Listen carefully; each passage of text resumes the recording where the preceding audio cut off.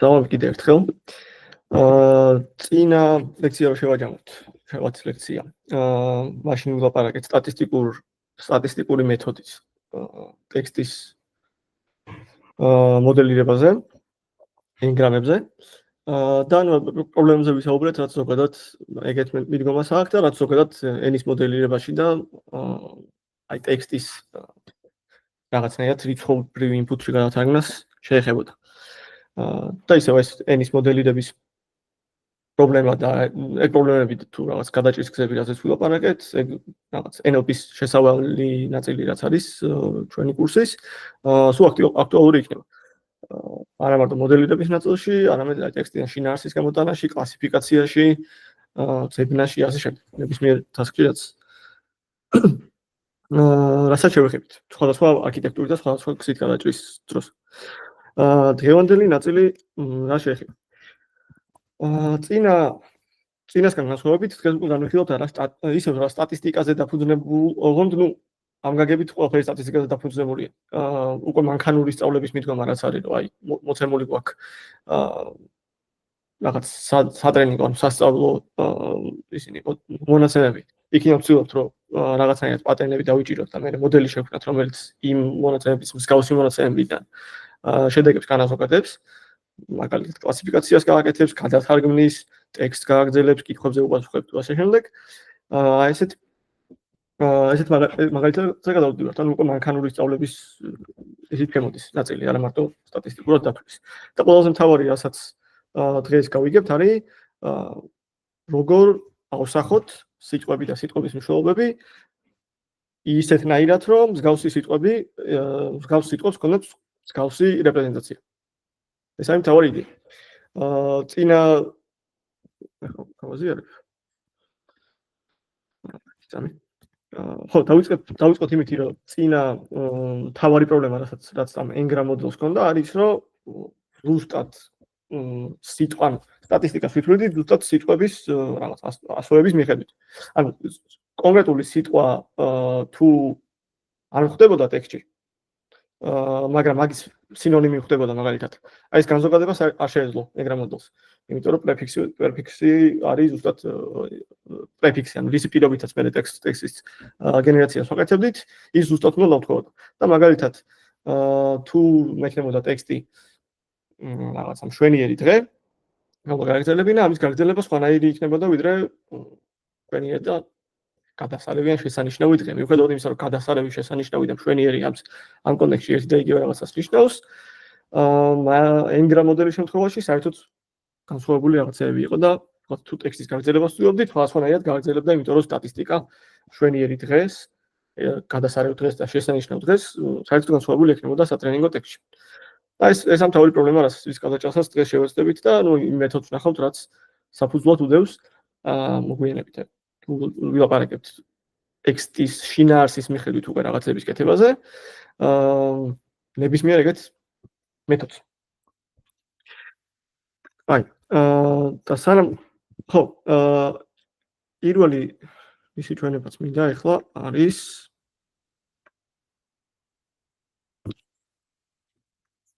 გავაზიარებ ნოუთბუქს. ცოტაც უკეთებს. გამი?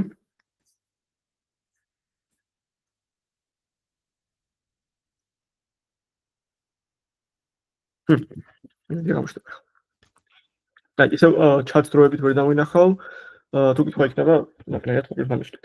პირდაპირ მიკროფონი შეიძლება ჩართოთ.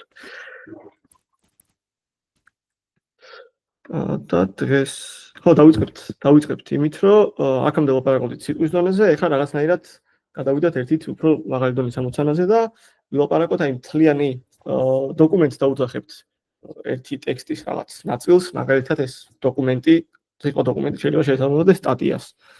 ვიკიპედია სტატია იყოს ერთი დოკუმენტი, ან მთელი წიგნი ვთქვათ. ან იყოს რაღაც კომენტარი. დოკუმენტს დავუძახებთ ტექსტის რაღაც ერთ ბლოკს, რომელიც ერთი შინაარსიდანაა.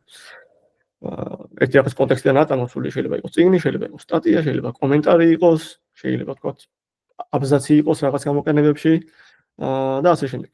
და ვილაპარაკებთ იმაზე, როგორ შეგვიძლია ამ დოკუმენტის შესახებ ინფორმაცია გავიხოთ. როგორ გადავთარგმნო დოკუმენტი რაღაცა ჩვენთვის გამოსადეგ მნიშვნელობებში. მაგალითად აქ ისე რაღაც სათამაშო მაგალითი გვაქვს, დაუშვათ ჩვენი корпуსი არის აი ეს სამიწიანდება, რომელშიც რაღაც სიტყვები მეორდება. ბევრი სიტყვა არ მეორდება, მაგრამ აი სიტყვა ეზოში თუ ვწდები ამ დოკუმენტშიც არის და ამ დოკუმენტშიც არის. და ესეთი ამოცანა გვექნება, რომ როგორ გავაკეთო, ანუ როგორ შევინახო ეს ამ დოკუმენტების შესახებ ინფორმაცია ისე, რომ მოგვიანებით გავამატკის. და გავამატკეს ეგეთი ამოცანების გადასაჭრელად, რომ მაგალითად რომელი ორი დოკუმენტი არის ერთმანეთის მსგავსი. ან რა მომხმარებელმა დასერჩოს რაღაც სიტყვები. აი მაგალითად ჩავთვალოთ, რომ ეს უბრალოდ მარტივი წინადადებები კი არ არის რაღაც ნიუსები.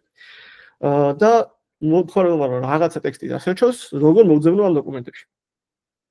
როგორ შევთავაზო ყველაზე მეტად რელევანტური დოკუმენტები. აი დავუშვათ ესეთი ამოცანის გადაჭრა გვინდა. რაღაცნაირად ჭირდება ასახვა ტექსტიდან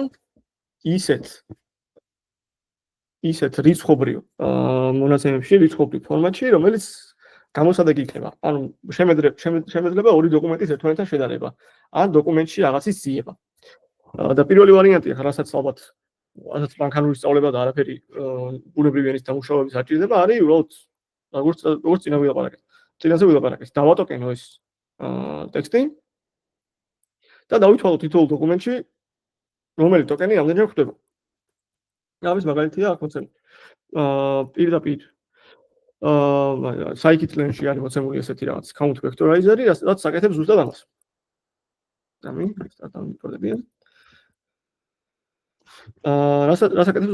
რომელიც საკეთებს ზუსტად ამას. ადიება და თითოეულ დოკუმენტს დაჭრის. და შეგვიძლია ჩვენ გადავცეთ რაღაც სხვანაირი ტოკენაიზერი თუ გვინდა.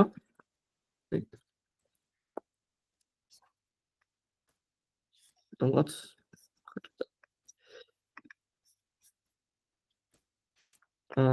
მოდი შეგხვდით, იმიტომ რომ ხელს უნდა გავაზიარო. აი ჩარ მაგაკეთე.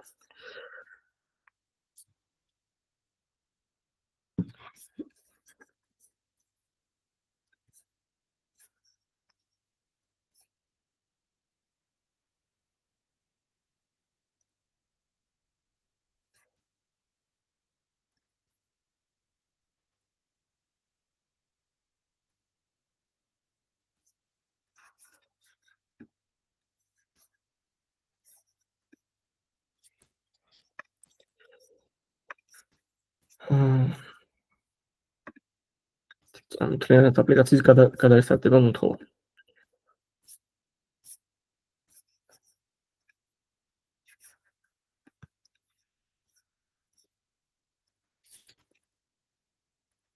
აი ხოცადოთ, მემონი გასწრდა.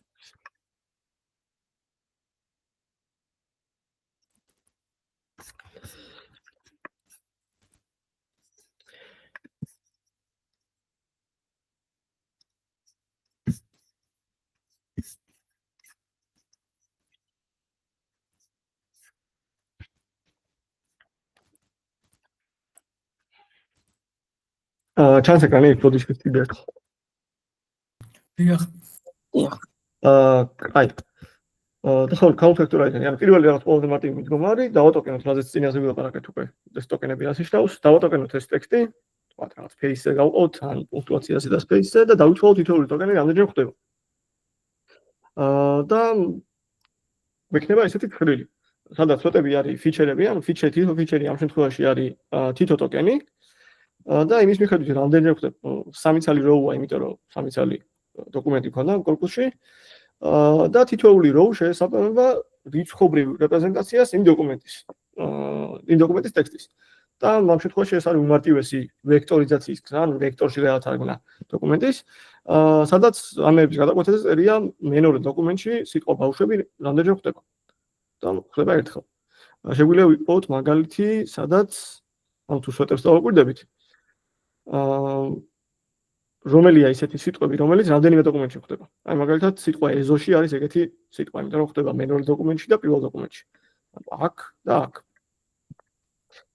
ანუ ეს არის ალბათ პირველი ყველაზე მარტივი მიდგომა ამ ვექტორიზაციის. ისე უფრო რომ გახდეს კითხვა ეგ ეს ანუ ამ შემთხვევაში რომ დავაზუსტოთ დოკუმენტს ვეძახით წინადადებას, ხო? კი, ამ შემთხვევაში დოკუმენტი იქნება წინადადება. რაც. კი, მაგრამ მოდი წარმოვიდგინოთ, რომ თითოეული დოკუმენტი იმისთვის რომ დავინახოთ, აი საჭიროება ხა წინადადების დონეზე შეიძლება არ დაგჭირდეს რაფერში. დავუშვათ თითოეული დოკუმენტი არის news. ანუ აქ ამ წინადადების მაგივრად წერია რაღაცა news-ი სტატია და ჩვენი ამოცანა მსგავსი დოკუმენტები, ანუ მსგავსი news-ები რაღაცნაირად დავიჭიროთ. ან თუ დავსერჩავ რაღაც ტექსტს, მაგალითად, რამდენი გოლი გაიტანა ხვიჩა ყვარაცხელიანი გუშინ წინ, მაგის შესაბამისი დოკუმენტები ამოვარდეს პირველი. ანუ მაგ ტექსტთან ყველაზე ახლო დოკუმენტები დამკვიდრდეს.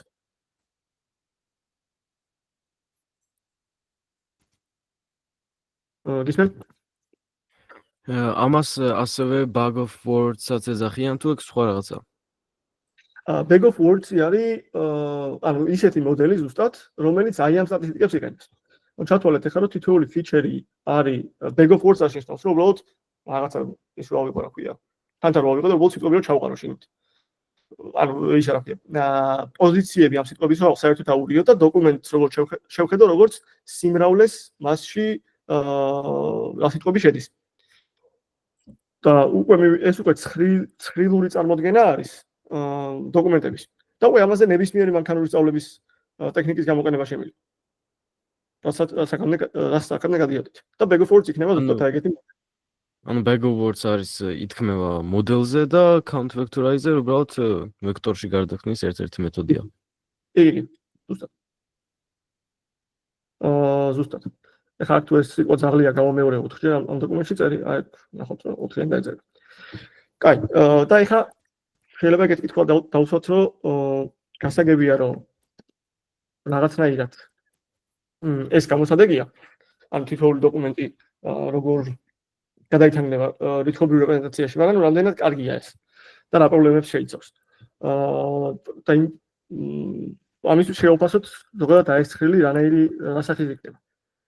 ზოგადად შემთხვევაში მექნება თქვათ მაგ დეცალი დოკუმენტი მოდი პირდაპირ დავაკოთ numdocs number of documents იქნება row-ების რაოდენობა და სიტყვების ბოდიში ფოტოების რაოდენობა იქნება vocabulary.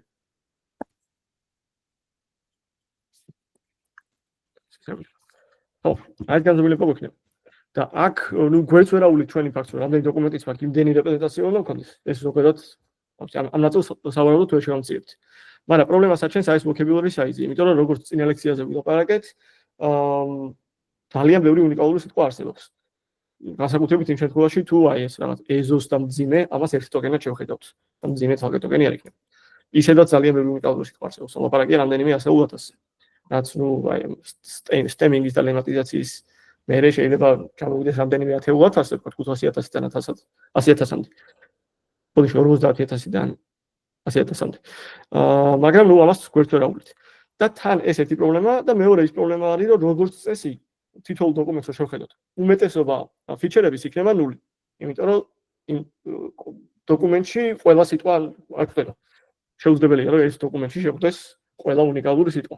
ამიტომ ეს არის sparse vector იქნება ესა. sparse ნიშნავს რომ უმეტესობა განზომილებების არის 0. და დანარჩენებში კი არის მნიშვნელოვანი ინფორმაცია, მაგრამ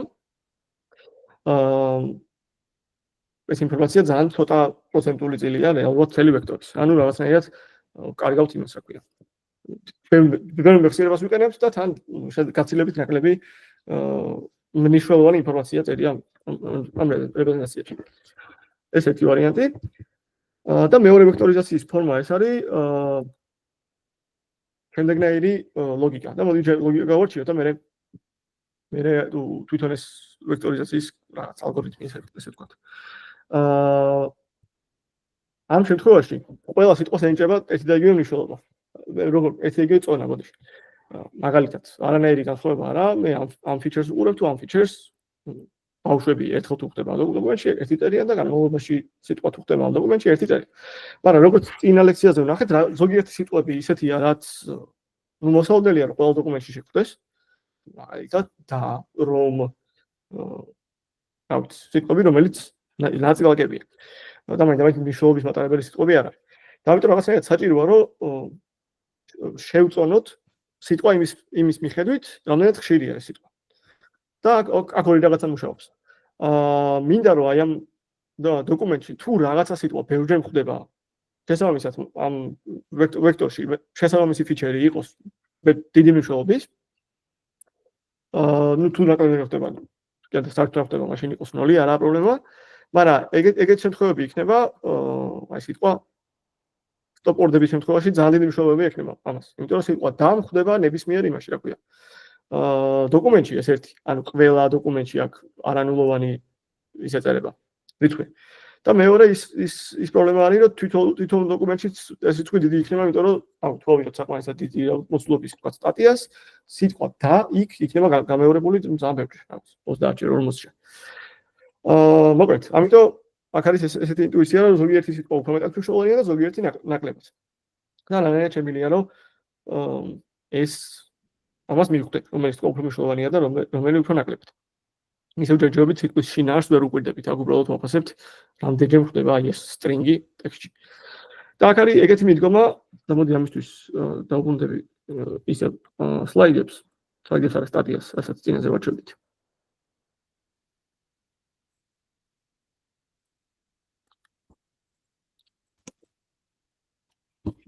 და ესეთი შეფასების სქემა გვაქვს, ამას ქვია TF-IDF. ანუ TF არის term frequency. Term frequency ნიშნავს დოკუმენტში მოცემული სიტყვა რამდენჯერ ხდება. თუ 10-ჯერ ხდება, ეწერება 10. 30-ჯერ ეწერება 30. და IDF რას ნიშნავს? ანუ ერთის მოხდები, რაც უფრო ბევრჯერ ხდება სიტყვა დოკუმენტში, მეტი რისკი უნდა ეწეროს, მაგრამ თუ ეს ისეთი სიტყვაა, რომელიც ძალიან ბევრ დოკუმენტში ხდება, მინდა რომ ეს მნიშვნელობა პირიქით ნაკლები იყოს. და ეს ორი აი რაღაც ეს ორი ერთმანეთს ალბალანსებს ესე ვთქვათ. DF არის document frequency, TF არის term frequency, ანუ TF არის ეს დოკუმენტში რამდენჯერ ხდება სიტყვა, DF არის ის სიტყვა თლიან დოკუმენტებში რამდენჯერ ხდება. რამდენ დოკუმენტში ხდება ბოდიში. და აი იმიტომ რომ inverse, ანუ ერთი ყოფილი მაგას. ეს თუ დიდია, კარგია, ეს თუ ნაკლებია, უფრო მეტად მნიშვნელოვანი სიტყვა. ანუ სიტყვა, რომელიც ძალიან ცოტა დოკუმენტში ხდება, სავარაუდოდ ძალიან მნიშვნელოვანი სიტყვა არის იმ კონკრეტული დოკუმენტისთვის. იმიტომ რომ ძალიან იშვიათი სიტყვა გამოიყენა. და ანუ ფორმულა არის ესეთი. ეს არის პირდაპირ TF არის მოცემული სიტყვა დოკუმენტში რამდენჯერ ხდება და IDF არის როგორც უკვე თქვი, რაღაც ანუ შებრუნებული document frequency. და აქ ერთი რაღაცა ხდება, რომ ლოგარითმი ედება, იმიტომ რომ სიტყვა თუ მაგალითად ხდება 100,000 დოკუმენტში, ერთი ყოფილი 100,000-ზე ძალიან პატარა რიცხვია. და სიტყვა, რომელიც 100,000 დოკუმენტში ხდება, მინდა რომ არ იყოს, თქვათ რაღაც, გაცილებით უფრო ნაკლები მნიშვნელობის, ვიდრე სიტყვა, რომელიც 10,000 დოკუმენტში ხდება. ესე თუ პირდაპირ გავყოფდით document frequency-ზე, მივიღებდით 1/1000 იმას რა ქვია. 1/1000 document frequencies, მაგრამ რაღაცნაირად ეს რომ გავას უფრო დაუახლოვოთ სიტყვები ერთმანეთს და მაგალითად მინდა რომ ანუ სიტყვა ერთით მეტად მნიშვნელოვანი, ერთეულით მეტად მნიშვნელოვანი გახდეს იმ შემთხვევაში თუ 10-ჯერ მეტ დოკუმენტში ხდება. ამას აკეთებს ეს ლოგარითმი, რაც ხშირი ტექნიკა. და მოკლედ ესა term frequency და document frequency-ს გამოყენებით ცდილობა რომ სიტყვის განსხვავებული მნიშვნელობები, ბოდიში განსხვავებული რიცხვები მივენიჭოთ, იმის მიხედვით თუ რამდენად მნიშვნელოვანია ეს სიტყვა. დავუმდეთ ახლა ისე ნოუთბუქს-თან ნახოთ რასულებას მოგცემს ეს. ეს იყო ისე count vectorizer-ი და მეორე გზა არის TF-IDF vectorizer. და აქ გვხვდება ხედავთ რომ აი ეს term frequency გაყოფილი document frequency-ზე უკვე განსხვავებული რიცხვია. და იმის გამო რომ მაგალითად მივხვდებით იმისა რომ აი ეს სიტყვა ბავშვები შევადაროთ. ერთხელ ხდებოდა ეს ავით ერთხელ ხდებოდა. აქ. იმის გამო რომ სხვადასხვანაირი ეს სავარაუდოდ ხო, იმის გამო რომ სხვადასხვანაირი დოკუმენტში შევხვდა ეს ერთი და მივხვდებით იმისა რომ document frequency-ები ამას და ამას ორივეს ერთი ქონდა. განსხვავდება ისიც რომ დოკუმენტი რა სიგრძის იყო. მაგალითად, სავარაუდოდ აი ეს ბავშვები სიტყვა ხდებოდა ისეთ დოკუმენტში, რომელიც უფრო მეტად გრძელი იყო და ეს ნაკლებად გრძელი იყო, იმიტომ რომ რაც უფრო მეტია, რაც უფრო დიდი არის დოკუმენტი, თითოეული სიტყვის წონა გაცილებით მეტია. რომ ბოდიში, გაცილებით ნაკლებია, ვიდრე მაგალითად 10 სიტყვიან დოკუმენტში რომ რაღაც სიტყვა შემხვა. და ნუ ეს არა რაღაც ჩემი ჰიპოთეზა, მაგრამ მოდი ახლა გადავამოწოთ, რომ ბავშვები რა სიტყვაში შემხვდა, ის ნაკლები წონის გაცილებით უფრო გრძელი უნდა იყოს, ვიდრე სიტყვა ავი. ავი შემხვდა მოკლე წინადადებაში და ბავშვები შემხვდა გრძელ წინადადებაში. კი ბატონო. და აქ შეგვიძლია ვნახოთ, ახლა ეს მაგალითი იყო და შეგვიძლია ვნახოთ ისეთ სიტყვებიც, რომელიც რამდენიმე დოკუმენტში შეხვდა. ეს იყო აი სიტყვა ეზოში. კი ბატონო. ეს ნუ მეორე ეს გაცილებით ჯობია და ეს არის ვექტორიზაციის ალბათ ყველაზე კაი ვარიანტი, იმიტომ რომ აი ამ პრობლემებს იჭერს.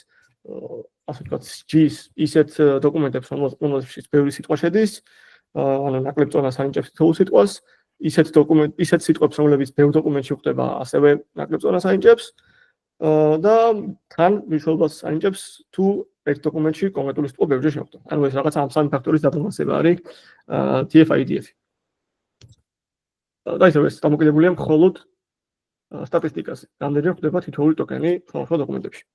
კაი, ეს საინტერესო რაღაცაა, მაგრამ რა ვუყოთ ახლა ამას? ერთი ის პრობლემა, რომ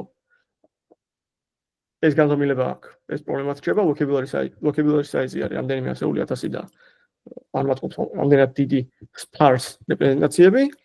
მაგრამ როცა გქონდეს რაში ვიყენებთ ამ ვექტორებს. და აქ შემოდის ეგეთი მეტრიკა, რომელიც წესით ნახსენები გაქვს აქამდეც. რომელიც არის ვექტორების, ანუ ორ ვექტორს შორის რაღაცნაირად დისტანციის დათვლის გზა. ერთი ვარიანტია, რომ დავთვალოთ რაღაც ევკლიდური მანძილი, რამდენად დაშორებულია ორი რეპრეზენტაცია ერთმანეთისგან, ანუ დავთვალოთ, რომ ეს წერტილია რაღაც ბევრ განზომილებიან სივრცეში, ბევრ განზომილებაში 14 სვეტი აქვს ამას. ანუ ეს არის ერთი წერტილი 14 განზომილებიან სივრცეში. და იმ წერტილიდან რა არის დისტანცია, ვთქვათ, მეორე დოკუმენტამდე. ამ წერტილამდე. ეს ერთი ვარიანტია, ევკლიდური დისტანცია. და მეორე ვარიანტი, რომელიც აი ესეთ ტექსტური ვექტორების შემთხვევაში გამოიყენება, არის კოსინუსის მსგავსება. ანუ ეს შევხედო როგორც არა წერტილს, არამედ ვექტორს. თემატიკურად ფაქტიურად იდენტურია და დავითვალო ამ ორ ვექტორს შორის კუთხე. რაც უფრო ახლოს არის ეს ორი ვექტორი ერთმანეთთან, მინდა რომ მაღალი იყოს, ბოდიში. similarity იყოს მაღალი, ანუ დისტანცია იყოს დაბალი და რაც უფრო შორს არის, მინდა რომ მას შეიძლება მეტი იყოს დისტანცია. და similarity დაბალი შესაბამისად. ანუ ეს ერთ-ერთი ეგრეთ ფუნქცია თუ ვფიქრებთ არის კოსინუსი. კოსინუსის მსგავსი ვექტორების არის ერთი სტოლი და საპირისპირო ვექტორები ვთქვათ ერთი თუ იმართულებით იყოფა და მეორე საპირისპირო ვექტორებით იმისი იქნება მინიფეტი. მე შეგვიძლია დავთვალოთ კოსინუსის დისტანცია დოკუმენტებს შორის. აქ უკვე მაქვს ცხრილი, რომელშიც აი აღმოჩნდა რომ ეს დოკუმენტი თავის თავთან დისტანციაში მაძლევს ერთს. და ამასთან ყველაზე ახლო დოკუმენტი სხვა ეს ამასთან დისტანცია ბოდიში similarity არის 0 სტოლი, იმიტომ რომ საერთოდ არც ერთი სიტყვა არ აქვს საერთო და ამასთან რადგან საერთო სიტყვა ქონდათ სიტყვა ეზოში ხედავთ რომ similarity-ც ნუ არანორმალურია. ისევ სათამაშო მაგალითებიც იგივეს ხედავთ. კი ბატონო, ისმენ. და თვითონ აი ამ cosines similarities გამოვიყენებთ აი რაღაც პრეტექსტი რო გვექნება რა, ხო წესით რო სწორად მოვხვდი. თუ ანუ ახალი ტექსტი რო გვექნება, რომელზეც მოგვინდება თუნდაც რომ კორპუსმა ნახოს, აი ვთქვათ YouTube-ში რო შევიყვანოთ რაღაცა და რამდენად დაკავშირებულია სხვა იმეებთან, აი რაღაც ვიდეოსთან. ალბათ სწორად. იგი, ზუსტად. მაგ შემთხვევაში თვითონ რო არის ყველა მთელი კორპუსი ისევ მაგალითის დავუნდათ ეს იყოს ნიუსები. აი ამ ნიუსებისთვის დათვლილი მაქვს ეს TF-IDF ვექტორები. და რაღაცა მოხარებულმა დასერჩა რაღაცა ტექსტი. მაგალითად Paris Saint-Germain-ის ბოლო თამაშის ანგარიში. ამ შეთრებში. იმ query-საც, ანუ იმ ტექსტსაც გადავიყვან იგივენაირად, იგივე TF-IDF-ით. გადავიყვან ვექტორულ რეპრეზენტაციაში და დავითვლი similarity-ს. ყველაზე მეტად ახლოს რომელი ვექტორებიც იქნება, ან რომელი დოკუმენტებიც იქნება ბოდიში, იმ შედეგებს აუგუნებ მოხარებულს. ეს არის ამის შინაარსი. და ზოგადად ნახავთ, რომ აი ამ ტექსტის ამ ყველაფერს ქვია embedding-ი, ანუ ვექტორული embedding-ი. ამ ვექტორების მსგავსებისას კოსინუსის დისტანცია, ანუ კოსინუსის similarity ყველაზე ხშირად გამოიყენება. მაგრამ ეს არის დოკუმენტის შემთხვევაში და პრობლემა ისევ რჩება ის, რომ ესე რა ქვია, vocabulary-ის ზომა ძალიან დიდია და ამის გამო თითოეული დოკუმენტი ფიჩერების რაოდენობა არის ჩავთვალოთ რამდენიმე ასეული 1000. That's პრობლემა.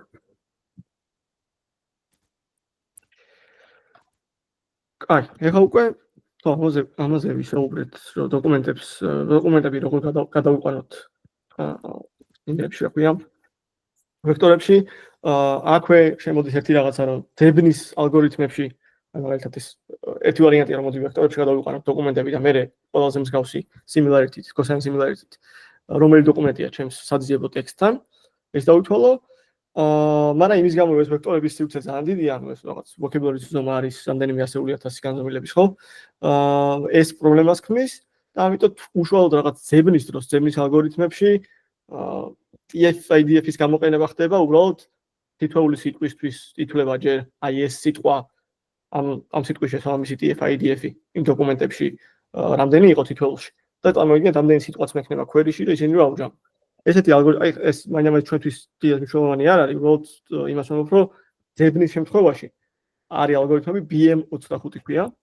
ალგორითმი, რომელიც კონკრეტულად მაგ ტექსტის ძიებაზეა მორგებული და როცა აი keyword სტატისტიკურ search შეეხება საქმე და არა სიტყვების მნიშვნელობებით მოძებნას, ეს არის ყველაზე კარგი ალგორითმი, რასაც Google-ით და ყველა სხვა მსგავს ალგორითმს იყენებთ.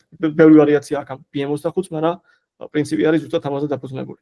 კორპუსიდან ვიღებთ TF-IDF სკორებს და შემდეგ იმის მიხედვით მოხმარებელი რა სიტყვებს ეძებს, მაგ სიტყვების შესაბამის ამ სკორებს ვჯამოთ. შეიძლება სხვადასხვა წონით ავჯამოთ. ეს იყო დოკუმენტების გადაყვანა. მაგრამ ნუ პრობლემა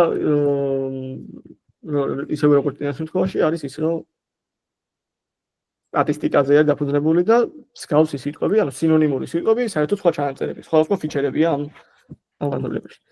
და გვინდა რომ ახლა რაღაცა ეს პრობლემა მოვაგვაროთ და მოდი ეს არის ჩვენი ლექციის ძირითადი თემა და ამაზე გავაგრძელებთ.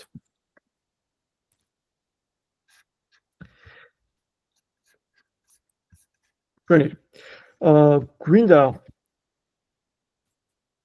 დაახლოებით აქამდე მოვიდეთ. ერთ-ერთი რაღაცა რაც გამოვშა არის რომ მიუხედავად ანუ რას ვაკეთებდით ზოგადად როცა რიცხობრივი მონაცემები ბევრი განზომილებიანი იყო და გვინდოდა დაბალ განზომილებაში დაყვანა. რა ტექნიკები გახსენებათ ეგეთი?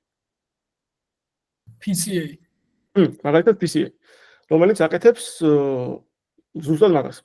თუ იმ შემთხვევაში, მოკლედ, PCA-ის გამოყენებით შეგვიძლია ამოვირჩიოთ იმდენი განზომილება, რამდენიც გვინდა, მაგალითად თუ 100 განზომილებიან დადასეტზე მუშაობთ, შეგვიძლია PCA-ით გარდავქმნათ ეს 100 განზომილებიანი დადასეტი 100-ზე ნაკლებ განზომილებას. რა თქმა უნდა, რაც უფრო ნაკლებ განზომილებას ავიღებ, მით უფრო მეტი ინფორმაციას დავკარგავ.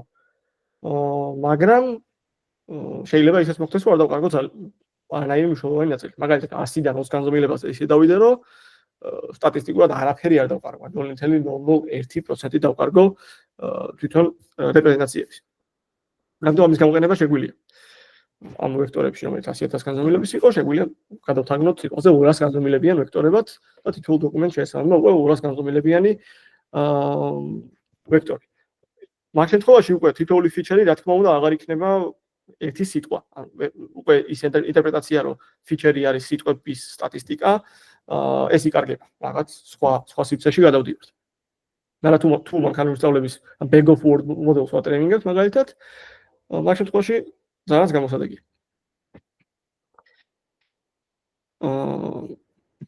ოკეი. და ეხლა ეს იყო მთავარი რაღაცა. ერთი რაღაცა რაც კიდე მნიშვნელოვანია, მაგრამ სანამ ამ რეპრეზენტაციებზე გადავალთ, ანუ ვექტორებში უკეთეს გადათარგმნაზე სიტყვების და დოკუმენტების არის, რომ ეგეთ რაღაცას დავაკვირდეთ. რას ნიშნავს ორ სიტყვას აქვს ერთი და იგივე მნიშვნელობა. ერთნაირად ამ შეკითხვას შეგვიძლია უპასუხოთ ისე, რომ ორ სიტყვას ერთი და იგივე მნიშვნელობა აქვს, თუ სადღაც სახელმძღვანელოში კი არა და განმარტებით ლექსიკონში წერია ერთი და იგივე განმარტება ამ სიტყვების. ეს ერთი რაღაცა არის. მაგრამ მან პრობლემა არის ის, რომ როგორ გადავთარგმნო აი ეს შინაარსი, შემიძლია რაღაც ლისტები მქონდეს თქვა, ეს არის ამ ლისტში ყველა ელემენტი არის ერთმანეთის სინონიმი. თქვა ისეთი რაღაცები შევადგინო. მაგრამ მანდაც აი სიტყვების ფორმები რო განსხვავდება და სხვა ბრუნვაში შეიძლება იყოს და სხვადასხვა რაღაცას მიემართებოდეს სიტყვის ფორმები, მან უკვე სინონიმები ვერ ვიხსენებთ, რომ თითო სიტყვას თვითონ ვარიაციებიც ძალიან ბევრი იქნება. ამიტომ ეგ მეთოდი ნაკლებად კარგია და ნაკლებად ავტომატიზებადია. მაგრამ მეორე შინაარსი, უბრალოდ მეორენაირი განმარტება იქნება ესეთი, რომ ორ სიტყვას ერთი და იგივე მნიშვნელობა აქვს იმ შემთხვევაში, თუ ეგ სიტყვები ერთი და იგივე კონტექსტში გვხვდება. ანუ ერთი და იგივე სხვა სიტყვებთან ერთად გვხვდება. ეს უკვე საინტერესო ის არის, რა ქვია, ახსნა და განმარტება, იმიტომ რომ ამის დათქვა შეგვიძლია. ნებისმიერ სიტყვაზე შემიძლია დაუჩვავო სიტყვა, რომელიც სხვა სიტყვებთან ერთად გვხვდება. და უკვე შეიძლება დავიჭირო ეგეთი ტენდენციები, რომ სიტყვა გადასარევი და სიტყვა მშვენიერი სხვა ერთი და იგივენაირ სიტყვებთან ხვდებოდეს. მაგალითად, მშვენიერი დღე, მშვენიერი წარმოდგენა, მშვენიერი რაღაც ფონისტია. და იგივენაირად მეორე რას კუთხვი და მოვწდა, მაგრამ ის. ანუ ამით უკვე თუ სინონიმებს დავიჭერ რა, სინონიმები სხვა სიტყვებთან ერთად, სხვა იგივენაირ სიტყვებთან ხვდება. და ამის გამო თუ ეგეთ რეპრეზენტაციას ავიჩევ, სიტყვებს მსგავსი რეპრეზენტაციები ექნება. მსგავსი სიტყვებს რა თქმა უნდა, სინონიმებს ვქო. და ეს არის მიდგომა, რასაც ქვია, რაც ბოდიში, რაც საფუძვლად უდევს აი სიტყვის ვექტორში გადათარგმნის ალგორითმს. და შეგვიძლია ეგეთი რაღაცა შევაფასოთ, გადავუყვეთ ჩვენ ტექსტს ან კორპუსს, რასაც ვიდახდით, სატრენინგო კორპუსს და უკვე ვიწირასამოწყალოდ ეგეთი რაღაცები. ეს მინდა რომ ეს ანალოგია გავწყვიტოთ იმასთან ტექსტის მოდელირებასთან. ეხლა ამ შემთხვევაში ტექსტის მოდელირებას არ ვაკეთებთ არანაირად. ვაკეთებთ უბრალოდ მინდა რომ სიტყვა გადავთარგმნო ვექტორში, ის ვექტორი იყოს არა 100,000-ობით განზომილებით, არამედ რაღაც თქვა რამდენიმე ათეული განზომილების, თქვა 100-200 განზომილების და თან მინდა ამ ვექტორებში შევინარჩუნო ის ფაქტი, რომ მსგავსი სიტყვები, ან სინონიმური სიტყვები, ან ისეთი სიტყვები, რომლებიც ერთ და იგივე კონტექსტში გვხვდება, მსგავს ვექტორებში გადაითარგმნოს. ვექტორებში, რომლების cosine similarity-ს იქნება ერთთან ახლოს. და ამისთვის არის ეგეთი დაკვირვება, რომ შემიძლია გავაკეთოთ, გადავყვე იმას, რა ქვია, სატრენინგო კორპუსს, დავაფიქსირო ცენტრალური სიტყვა, ამ სლაიდზე არის ეს წვანეთ მონიშნული და ცენტრალური სიტყვის მიხედვით ვიპროგნოზირო, რომელი სხვა სიტყვები იქნება ამ ცენტრალურ სიტყვასთან დაკავშირებული. ანუ შევაფასო, რომ აი ამ სიტყვის ალბათობა ამ ცენტრალური სიტყვით რა არის, იგივე ამ სიტყვის და ამ სიტყვის. და ვეცადო ამათ მაქსიმიზაციას. და ესე გადავუყვე მთელ კორპუსს. სიტყვა, ცენტრალური სიტყვა თავიღო რაღაც მიმდინარე სიტყვა და შემოვსალო რაღაცა კონტექსტის ზონა, მაგალითად ამ შემთხვევაში ვიყურებ მარტო ორი სიტყვის მარცხნივ და ორი სიტყვის მარჯვნივ. და ვეცადო რომ აი ეს ალბათობების მაქსიმიზაცია გავაკეთო. თუ შემთხვევაში ესეთი კონფიგურაცია, ალბათობა იმისა, რომ head სიტყვა დაკავშირებული იქნება in ცენტრალურ სიტყვასთან, ეს ალბათობა მინდა რომ მაქსიმალურად გავზარდო. ასე შემდეგ. და ეს უკვე ისეთი ფრეიმვორკი არის, რასაც მანქანური სწავლების მიდგომა მიესადაგება. შემიძლია ეს ალბათობის ფუნქცია დავწერო რაღაცა და ვეცადო იმ ალბათობის ფუნქციის მაქსიმიზაციას და თან მაქსიმიზაციას იმ შემთხვევაში თუ ყველა სიტყვას ჩემს თითოეულ სიტყვას განვიხილავ ცენტრალურ სიტყვად თელ ჩემ კორპუსში. ესე ნაბეჟები გადავყვე. ეს გასაგებია ეს მიდგომა?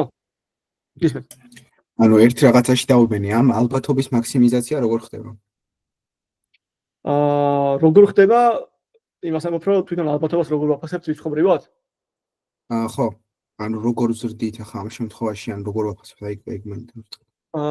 გადავალთ თვითონ მაგაზე რა, ფორმულა როგორ არის გამოსახული მაგაზე გადავალთ, მაგრამ წარმოგიდგენთ რომ რაღაცნაირად რაღაცა ფორმულა მიწერია. ანუ რაღაცა გამოსახულება მაქვს, რომელშიც რო ჩავსვავ ამ WT-ს, ამ ცენტრალურ სიტყვას და WT--2 ეს გამოსახულება მაძლევს მნიშვნელობას 0.2 თქვა. და gradient descent-ით ხო შემილია მაგის ანუ ისე შევცვალო წონები ამ WT-ის და WT-2-ის, რომ ეს ალბათობა გაიზარდოს. ეს კლასიკური ის არის რა, კლასიკური მანქანური სწავლების მიდგომა. gradient descent-ით. ანუ თვითონ სიტყვას ვცვლით. სიტყვის რეპრეზენტაციას. ამ შემთხვევაში ეს WT და WT-2 არის წარმოიდგინე ვექტორები. ხო, ახლა მეგონა სიტყვას ვცვლით და მაგით დავუდგენ. იგი სიტყვები არა. აი მაგნიტულს გადავახტი შეიძლება და მოდი მაინც იგრო იმას ვქნათ რა ქვია. გავაჩიოთ კარგად. რეალურად ადამიანისთვის ახმადი არის სიტყვები, მაგრამ მანამ სანამ ეს პროცესი დაიწყება, ჭირდება რომ ეს სიტყვები რაღაც ინდექსებში გადავთარგმნო. მაგალითად, თქვა რომ თემი მიზანია რომ მქონდეს აი ესეთი ცხრილი, რომელიც განზომილებას იქნება vocabulary-ის ზომა, ან რამდენი სიტყვაც მაქვს უნიკალური. ის გამოვლებული აი ეს embedding dimension-ზე და მას წინასწარ ვაფიქსირებ, მაგალითად მინდა რომ თემის სიტყვების ვექტორების ზომა იყოს 100. რაღაცა მინდა რომ 100 იყოს. და აი ეს რა ქვია, ტოკენის გადათარგმნა ინდექსზე, ესეთი მეფინი უნდა წინასწარ იმას ვქნა ქვია, დავწერო. რომ სიტყვა so გადაითარგმნება ამ ინდექსში. და სიტყვა so-ს შესაბამისი ვექტორი წერია 1592 ადგილას ამ ცხრილში. აი შენიშნა იყო და მადლობა მაქსიმს. ხო თვითონ ანუ ეს ალბათობა რა არის, ამაზე ორ წუთში გადავალ. უბრალოდ დაუშვათ რომ რაღაცნაირად წერია, WT და WT-2 არის ორი ვექტორი და როგორც არ უნდა დაითვალა, რაღაცნაირად დაითვლება ეს ალბათობა, რაღაც მათემატიკური ფორმულის გამოყენებით, უბრალოდ gradient descent-ით შემილია რომ ისე შევცვალო WT და WT-2, რომ ამ ალბათობის მნიშვნელობა გაიზარდოს. ანუ ერთთან ახლოს მივიდეს. ოკეი, ეს არის იდეა. და ანუ ეს მთელი იტერაციული პროცესი რომ მოდი თითოეული სიტყვა განვიხილოთ ცენტრალურ სიტყვას და კონტექსტის სიტყვები დავაფიქსიროთ და გავზარდოთ მათი ალბათობები, objective ფუნქცია, ანუ რაღაც მიზან ფუნქცია, loss ფუნქცია შეგვიძლია ესეთი რაღაც ჩავწეროთ. მთელი ჩემი კორპუსის ტოკენები, ერთიდან ტიმდე მაგითო არის, ტოკენების ზომა არის. ეს არის ის კონტექსტი, აი ორი სიტყვით მარცხნივ და ორი სიტყვით მარჯვნივ ვიყურებოდით. და ეს ალბათობა. თეთა პარამეტრი არის ის, რასაც ვსწავლობთ და ცენტრალური სიტყვის პირობით კონტექსტის სიტყვის მოსვლის ალბათობა. აი ამის მაქსიმიზაციას ვცდილობ. ეს likelihood-ია, მაგრამ ეს loss ფუნქციაში ესე გადაითარგმნება. უბრალოდ გასაშვალოებული ლოგარითმი რომ მოვდოთ ამას, ლოგარითმი იმიტომ რომ ისევ ალბათობებზე არის ლაპარაკი და ბევრი ნულთან ახლო რიცხვის გადამრავლება პრობლემურია. რისკობრივ ნულთან ახლო რიცხვს ვიღებთ. და ამიტომ ლოგარითმს რომ მოვდეთ ეს გამრავლი ძალად გადაიქნება და გაცილებით უკვე ეს სამუშაო. ანუ რაღაცნაირად ჩემი objective ფუნქცია არის თითოეული ტოკენის სიტყვისთვის ჭირდება მინიმიზაცია აი ამ ეს შეხვედრით მაქსიმიზაცია ალბათობის რომ რა სიტყვები შევხვდა კონტექსტში ის რეალურად ამ მიმდინარე ცენტრალურ სიტყვასთან შემხდო. ეს შემოვალებით. აქედან აქ გადასვლა არის ისე მათემატიკურად უბრალოდ ლოგარითმის მოდება. ანუ უბრალოდ დავხატოთ ეს ნეგატიური ლოგარითმი რა არის, ეგ ზუსტად ესეთი ფუნქცია, რომელიც თუ ალბათობა 0-ის ტოლია, მაშინ არის ძალიან მაღალი რიცხვი და თუ ალბათობა 1-ის ტოლია, ლოსი იქნება 0-ის ტოლი.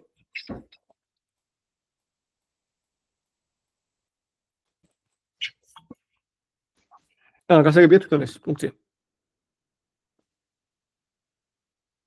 ეს არის უბრალოდ მათემატიკური ჩანაწერი ამ პროცესს.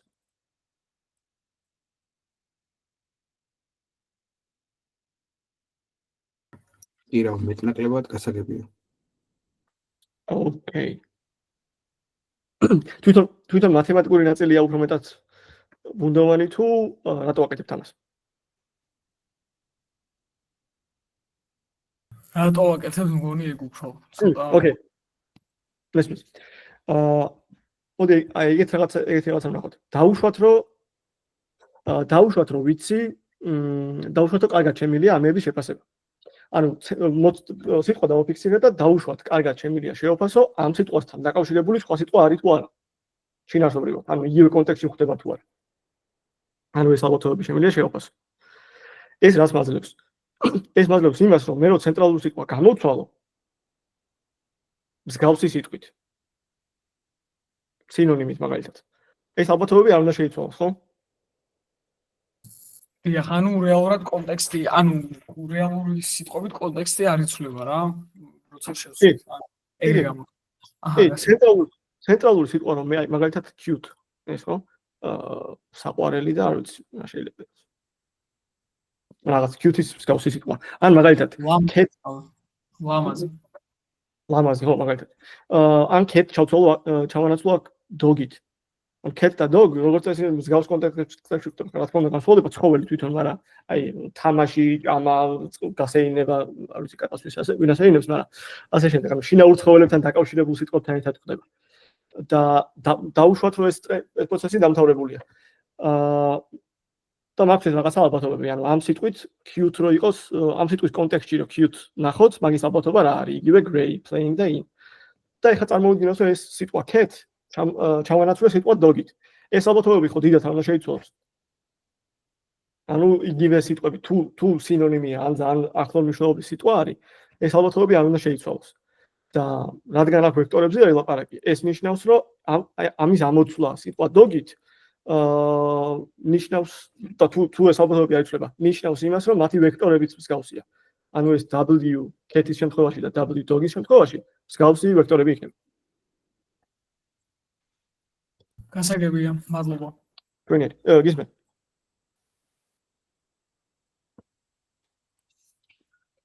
თავიდან ამ სიტყვებს რა ვექტორებს ვანიჭებთ, სანამ ამას დავიწყებთ? კი, კაი შეკითხვა და როგორც ყოველთვის მანქანის სწავლებაში ვიწყებთ რენდომით. რაღაც უკეთესი გზა რენდომიზაციის არ აქვს. მოდი უფრო უკეთესი გზა ინიციალიზაციის არ აქვს. და დაშვება არის ზუსტად ეგ. რაღაც წარმოვიდგინე რომ რენდომად მივაფანტავთ ამ ვექტორებს, ვაფიქსირებთ რომ ემბედინგები არის გაზომილება თვითონ არის მაგალითად 100. რენდომად ვაფიქსირებთ თითოეულის ემბედინგებს და მე ეს პროცესი მიდის. და ზუსტად თუ ეს გასაგებია რომ ამის შედეგად რატო ვიღებ ვექტორებს,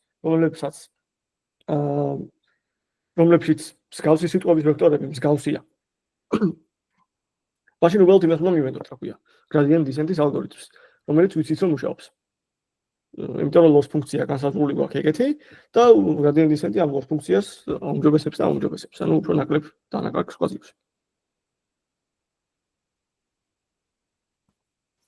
და აქ პირველი სიტყვა ცენტრალური სიტყვა ვერ იქნება მაგალითად. პირველი სიტყვა, ხო, ეგეც კაი შეკითხვა, ისევ არის edge case-ები, როგორც მაგალითად გქონდა engram-ების შემთხვევაში unknown token-ი, ხო? ყველა სიტყვას არ ქონდა კორპუსში. პირველი სიტყვა შეიძლება იყოს ცენტრალური სიტყვა. ამ სლაიდებზე არაა ნაშვენები, მაგრამ მაგ შემთხვევაში მარტო აი ამ დანარჩენი იმების, რა ქვია, დანარჩენი სიტყვების დავათვალოთ განვიხილოთ რა. ამ padding-ი შეგვიძლია გავუკეთოთ, ის padding-ი იყოს ისეთი წარმოსახვითი სიტყვის რეპრეზენტაცია, რომელიც უბრალოდ მაგისთვის და ტრენინგების პროცესისთვის გვჭირდება. თვითონ padding-ები არასდროს არ იქნება ცენტრალური სიტყვა, მაგრამ უკვე პირველ სიტყვაზე შემეძლება, რომ ეგ ფოტოები დავთვალოთ.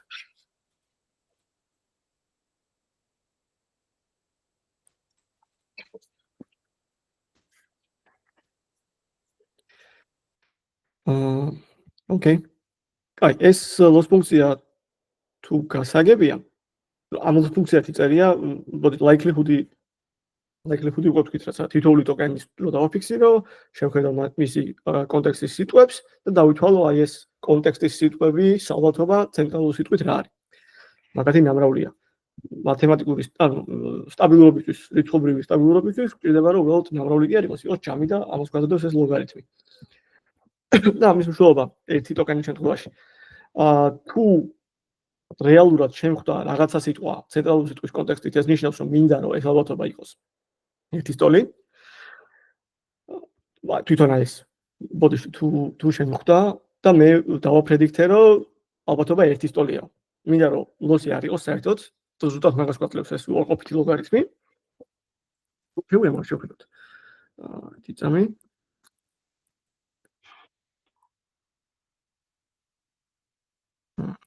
აი ეს მასში შეგვიძლია დავხატოთ ეს fx-ი ტოლია უარყოფითი ლოგარითმი x-ის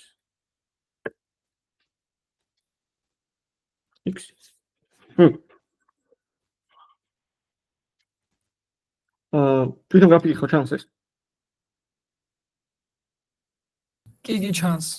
იგი ჩვენი თუ ჩანს აი ეს არის ეს ფუნქცია არის გამარტივებული ან მეტი რაღაცები რომ მოვაშოროთ უარყოფითი ეს გასაშვებობა უარყოფითი ლოგარითმი ალბათობის ესე შევხედოთ უარყოფითი ლოგარითმი ამ შემთხვევაში x-ისა და ეს x-ი ვიცი რომ რადგან ალბათობა არის რეალურად ჩვენ შემთხვევაში 0 ეკვივალენტში უნდა შევხედოთ ამ ფუნქციას 0 ეკვივალენტში და თუ ალბათობა 0 თქვა ჩვენმა მოდელმა ისეთ ტყუილზე რომელიც რეალურად შევხვდა კორპუსში ეს ნიშნავს რომ ლოსი მაღალი უნდა იყოს ანუ შეეშალა მოდელს ამის გამო 0-თან ახლოს მშობლობის ლოსი იქნება ძალიან მაღალი და ფაქტიურად 0-თან ახლოს იქნება უსასრულო დიდი და თუ ერთია ანუ ალბათობა შეაფასა ერთად ჩემმა მოდელმა რეალური observation-ის მაშინ ლოსი 0 უნდა იყოს იმიტომ რომ სწორად გამოუცნია მოდელს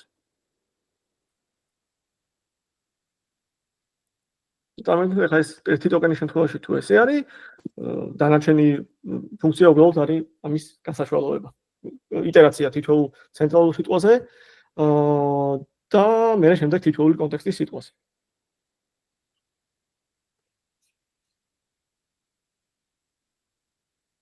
ოკეი ერთი რაღაცა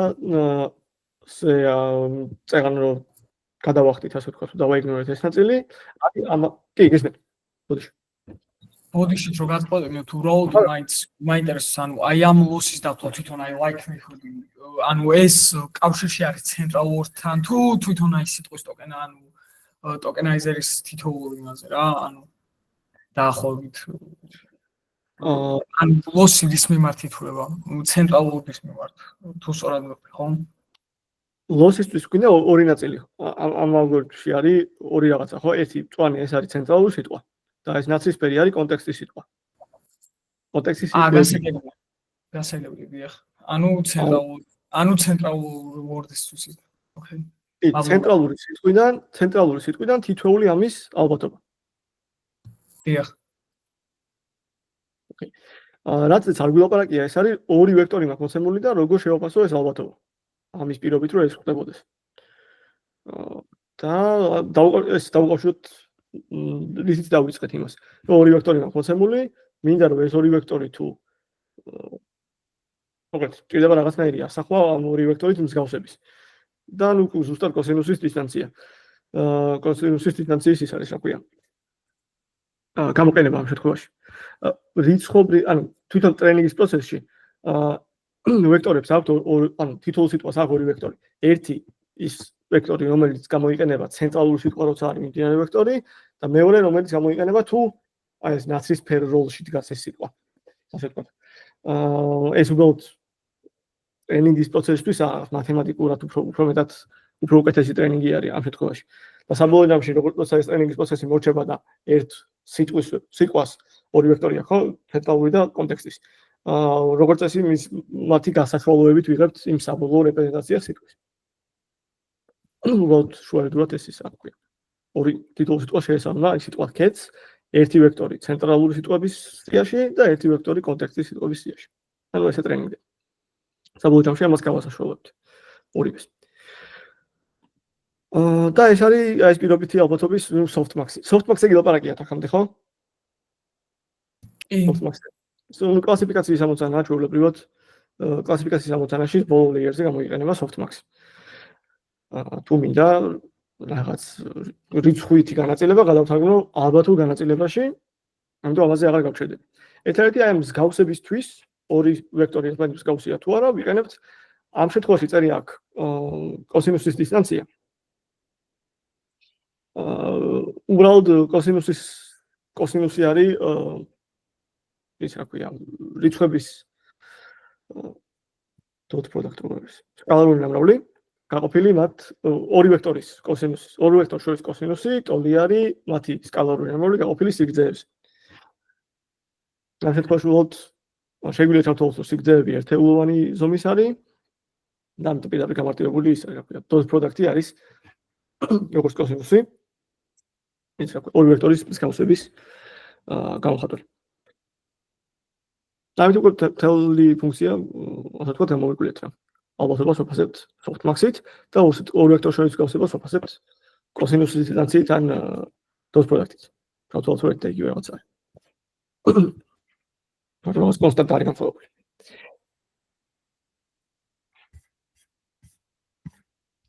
ოკეი, აქ ისე გარჩევა არის ეს gradient descent როგორ მუშაობს ამ მომცანაზე, ამ ფუნქციის შემთხვევაში ბოდიში. ანუ ეს მათემატიკური გარჩევა უკვე მაინც საინტერესო არ არის. უოლთემ მთელი პროცესი არის ესე შეგვიძლია შევაფასოთ. იტერაციის დროს გადავუყვებით იმ ცენტრალურ სიტყვებს, ვითვლით ცენტრალურ სიტყვების მსგავსებას მთელ სხვა ვოკაბულარის სიტყვებთან.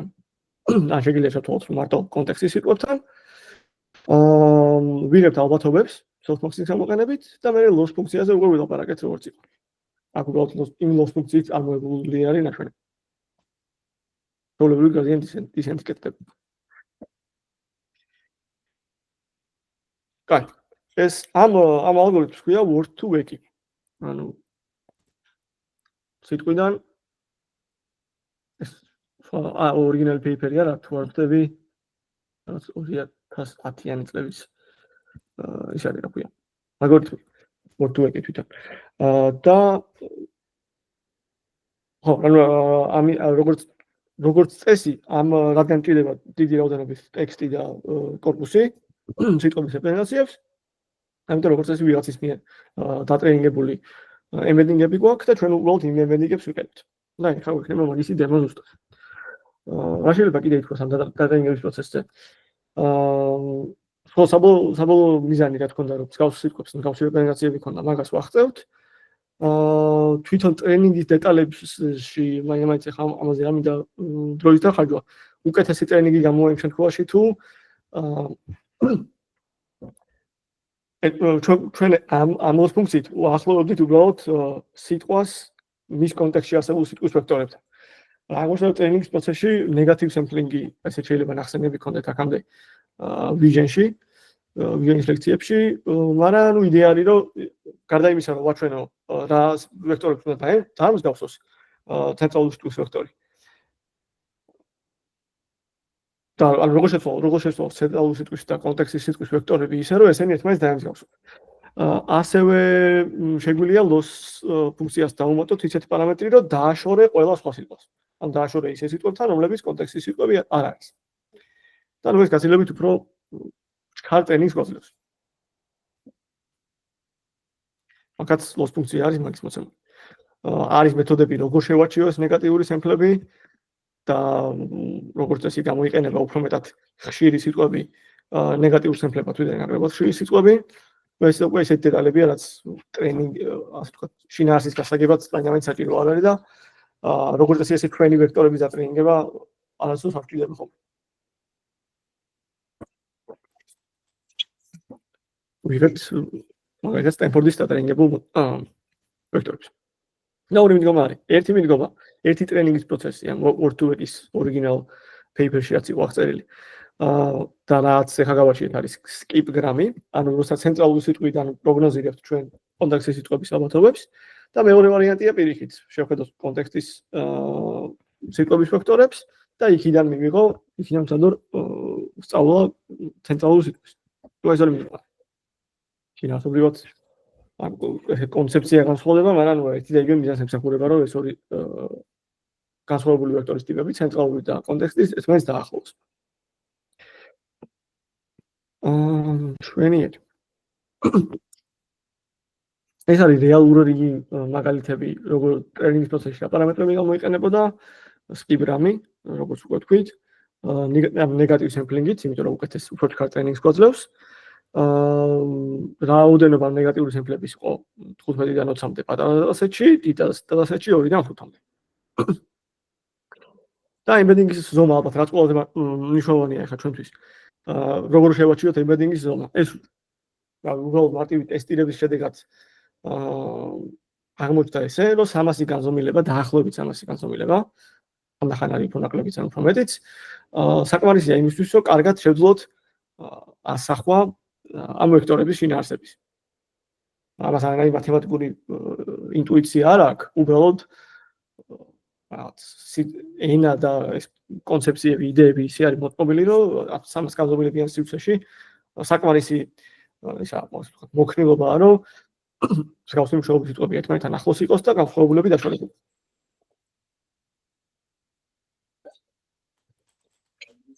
ოკეი, ერთ პარამეტრი არის ეს კონტექსტის ზომა, ანუ რამდენად რაღაც გარშემო რამდენიმე ზობელს შევხედავთ ტრენინგის პროცესში.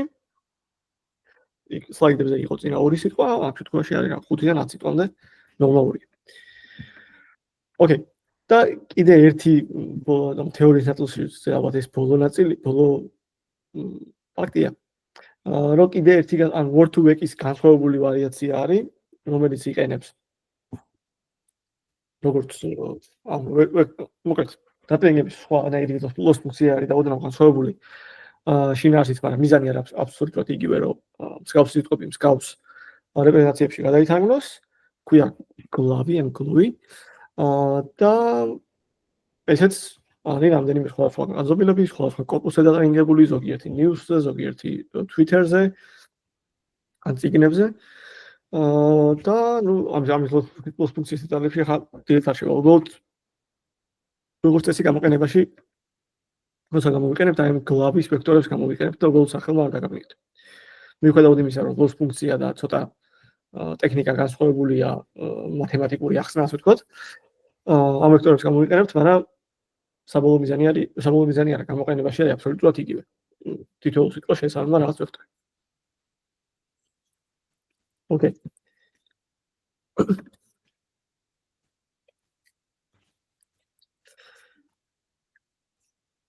მოდი ერთმა შევხედოთ ჩვენ. პოტში ამის გამოყენების მაგალითს. კონკრეტულად ესე. აი, წავშალოთ. დაშევხედოთ. ბიბლიოთეკა, რომელიც გვეხმარება ამ გამზადებული ვექტორების შემოტვირთვაში არის ეს GenSim. ეგეთი ბიბლიოთეკა. და თვითონ ბიბლიოთეკა არ ვიცი, და სტენფორდის გაკეთებულია, მაგრამ თვითონ ვექტორები არის, კლავის ვექტორები სტენფორდისაა. შეგვიძლია ნახოთ მაგის page-იც. მოდი სანამ კოდის მაგალითს ნახავთ ეს page-ი, ამ page-ში შევხედოთ.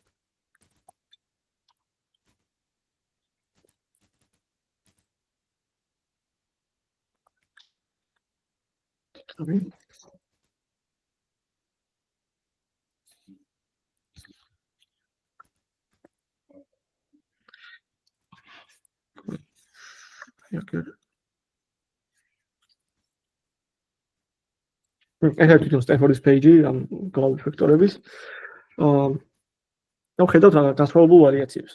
ხო, ერთი მნიშვნელოვანი რაც არის, რომ ესე ზოგადი იდეა, რომ მსგავსი ვექტორები, მსგავსი სიტყვები მსგავს ვექტორებში გადაითარგმნოს კარგია, მაგრამ როგორც ყველა სხვა მანქანური სწავლების ალგორითმი, მიღებული შედეგი დამოკიდებულია ტრეინინგ დადასეტი რა იყო. თუ ავიღებთ მაგალითად news-ებს, შეიძლება რაღაც სიტყვებს ქონდეს ისეთი მნიშვნელობები, რომლებიც news-ებისთვისაა დამახასიათებელი. და თუ ავიღებთ მაგალითად ცხაპებს, საერთოდ სხვა ერთი რომ თვითონ vocabulary შეიძლება განსხვავდებოდეს, მაგრამ რა კონტექსტში გამოიყენება თითოეული სიტყვა, ესე შეიძლება განსხვავდებოდეს. გამოყენებაში ერთი და იგივე სიტყვა სხვადასხვა რაღაცას ნიშნავს. და ხედავთ რამდენიმე მაგალითს აქ. მაგალითად ვიკიპედიაზე დატრენინგებული ვექტორები, რომელიც კლიანიან დატასეტის ზომა იყო 6 მილიარდი სიტყვა, ტოკენი. vocabulary ზომა არის 400.000 და ხედავთ რომ აი განსხვავებული განზომილების ვექტორები შეგვიძლია ავიღოთ. მაგალითად ვექტორები, რომლებიც 50 განზომილებიანია, 100, 200 და 300. რაც უფრო მაღალ განზომილებაში ავდივართ, უფრო მეტი სივრცე არის იმისთვის, რომ სიტყვები ერთმანეთს დაშორდნენ. ანუ წესით ამ შემთხვევაში არის რაღაც განსხვავებულობა უკეთესი და უფრო მარტივი დასაჭერია ტრენინგის პროცესში, აღმოჩნდა რომ უბრალოდ 300-ზე ზემოთ აზრი არ აქვს დიდად ამ ვექტორების ზომის გაზრდას, ან უკეთეს შედეგებს არის. ეს იყო რაღაც ვიკიპედიის შემთხვევა, გვაქვს Common Crawl-ზე დატრენინგებული, ან ინტერნეტის მონაცემებზე დატრენინგებული, Twitter-ზე დატრენინგებული და ასე შემდეგ. და სხვადასხვა განზომილების აზრი რატო, ანუ თუ უკეთეს შედეგს არ უაძლევს? 300-ზე ზემოთ აღარ გვაძლევს, 300-მდე შეიძლება რაღაც გამოყენებაში უბრალოდ არ ჭირდებოდეს. დიდი მეხსიერებაში წარმოგიდგენთ, მარტო ვექტორები ჩატვირთო არის ფორტები ყველაზე დიდია ეს 800 რაღაცა მეგაბაიტი. ხო. ანუ უკეთეს უფრო მარტივი დასატრენინგებელი არის პატარა განზომილება, უტოლმენია რომ X-ზე ნაკლები პარამეტრი ჭირდება 50 განზომილებიანს, ვიდრე 300 განზომილებიანს. და გამოყენებაში მაგალითად კლასიფიკაციას აკეთებ ტექსტის და გამოიყენე 50 განზომილებიანი ვექტორები და საკმარისია შენთვის პერფორმანსი. რა თქმა უნდა, არ დახარჯავ ზედმეტ, 6-ჯერ მეტ გამოცდის რესურსს არ დახარჯავ იმისთვის, რომ 300 განზომილებიანი ჩამოსვო. თუ ეს შედეგი უკვე საკმარისია შენთვის.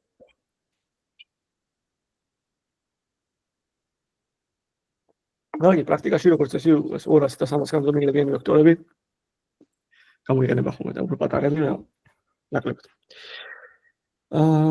ოკეი, ხო, ამის თქმა მინდოდა რომ იმის მიხედვით რაზე არის დატრენინგებული ეს ვექტორები, მაგის მიხედვით განსხვავდება რა თქმა უნდა რეპრეზენტაციების.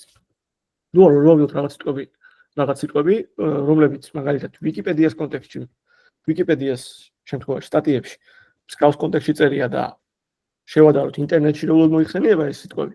შეიძლება განსხვავებული შედეგები მივიღოთ. ახლა მაგის დემო გვაქვს. ეს გაზიარებული მქონდა წერა.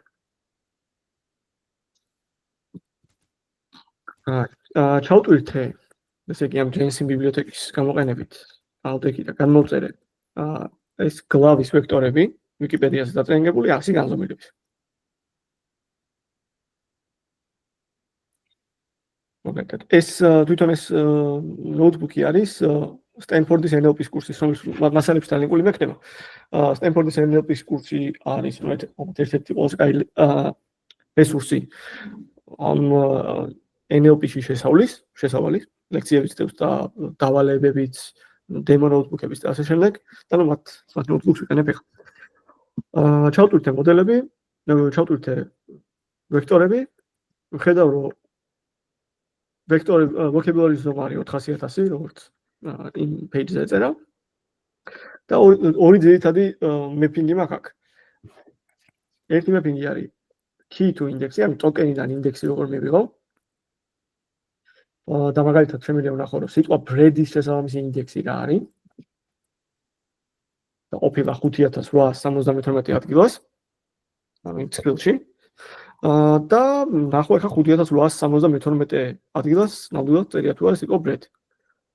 ამ მეპინგში და კი, ხედავთ. bread-ის ინდექსი არის ეს და ამ ინდექსზე წერია სიტყვა bread. ეს არის უბრალოდ გადათარგმნა ტოკენებიდან იმ ვექტორების მატრიცა რაც იყო, მან რომელ ინდექსზე წერია ამ სიტყვის bread-ის შესაბამისი ვექტორი.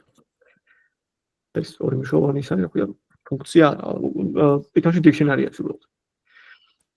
ხედავთ რომ შეგვიძლია ამოვიღოთ bread-ის შესაბამისი ვექტორი. და გეგვანდოთ ეს numpy-ის array არის. ამის ზომა შეგვიძლია ვნახოთ და იქნება 100, იმიტომ რომ დასაწყისში ჩამოვტვირთე 100 სიგრძიანი ვექტორები. შეგვიძლია ვნახოთ თითოეული ვექტორი რა სიგრძის არის და ვნახოთ განსხვავებულ ვექტორებს განსხვავებული სიგრძე აქვს, მოდრა განსხვავებული, მაგრამ ეს განსხვავებული ან რაღაც ესე ნორმალიზებული არ არის დიას. მაგრამ სავარაუდოდ ყველა დაახლოებით ამ range-ში იქნება. შეგვიძლია ვნახოთ სხვა ვექტორების რაღაც bread და კრუასანი და შევადაროთ ეს bread-ის ვექტორი კრუასანთან რამდენად ახლოს არის. ან შევადაროთ. შეგვიძლია ამ JSON-ის ვექტორების გამოყენებით ვნახოთ, მაგალითად სიტყვა USA ან ამერიკასთან ყველაზე ახლო სხვა სიტყვები რებია, ვექტორები. და ვნახოთ რომ არის კანადა, ამერიკა, USA, United States. ნუ ეს ლოგიკურია. ეს არის კოსინუსის დისტანცია. cosine similarity დისტანცია არაბოდში. იგივე ბანანის შემთხვევაში, ბანანთან ახლო სიტყვებია კონკრეტულად mango, banana, potato ასე შემდეგ. და ვხედავთ რომ აი მაინდა-მაინც სინონიმს კი ანიშნავს ახლო მდებარე სიტყვა. იმიტომ აი მაგალითად banana სავარაუდოდ შინაარსით გაცილებით ახლოს უნდა იყოს მის მრავლობის ფორმასთან, ვიდრე იმასთან, რა ქვია, ქოქოსთან. მაგრამ საერთო ეთნარი კონტექსტში ხდება სიტყვა banana და სიტყვა ქოქოსი. მაგას პირველ ტექსტში და მაგიტო არის ამ სიტყვასთან უფრო ახლოს ვიდრე banana. ანუ დატრენინგების პროცესის ასახოს ხედავთ აქ. რა ხდება? იგივე კრუასანის შემთხვევაში და ხედავთ რომ აქ ტოპებში red საერთოდ არ ხდებოდა. შეგვიძლია ვნახოთ პირიქით, ანუ ბანანისგან ყველაზე მეტად დაშორებული სიტყვა რომელია. სულ ვიტყვებია. და შეგვიძლია ამოვხსნათ ესეთი ანალოგიებიც, რასაც დავუბრუნდები ახლა. და საინტერესო რა არის?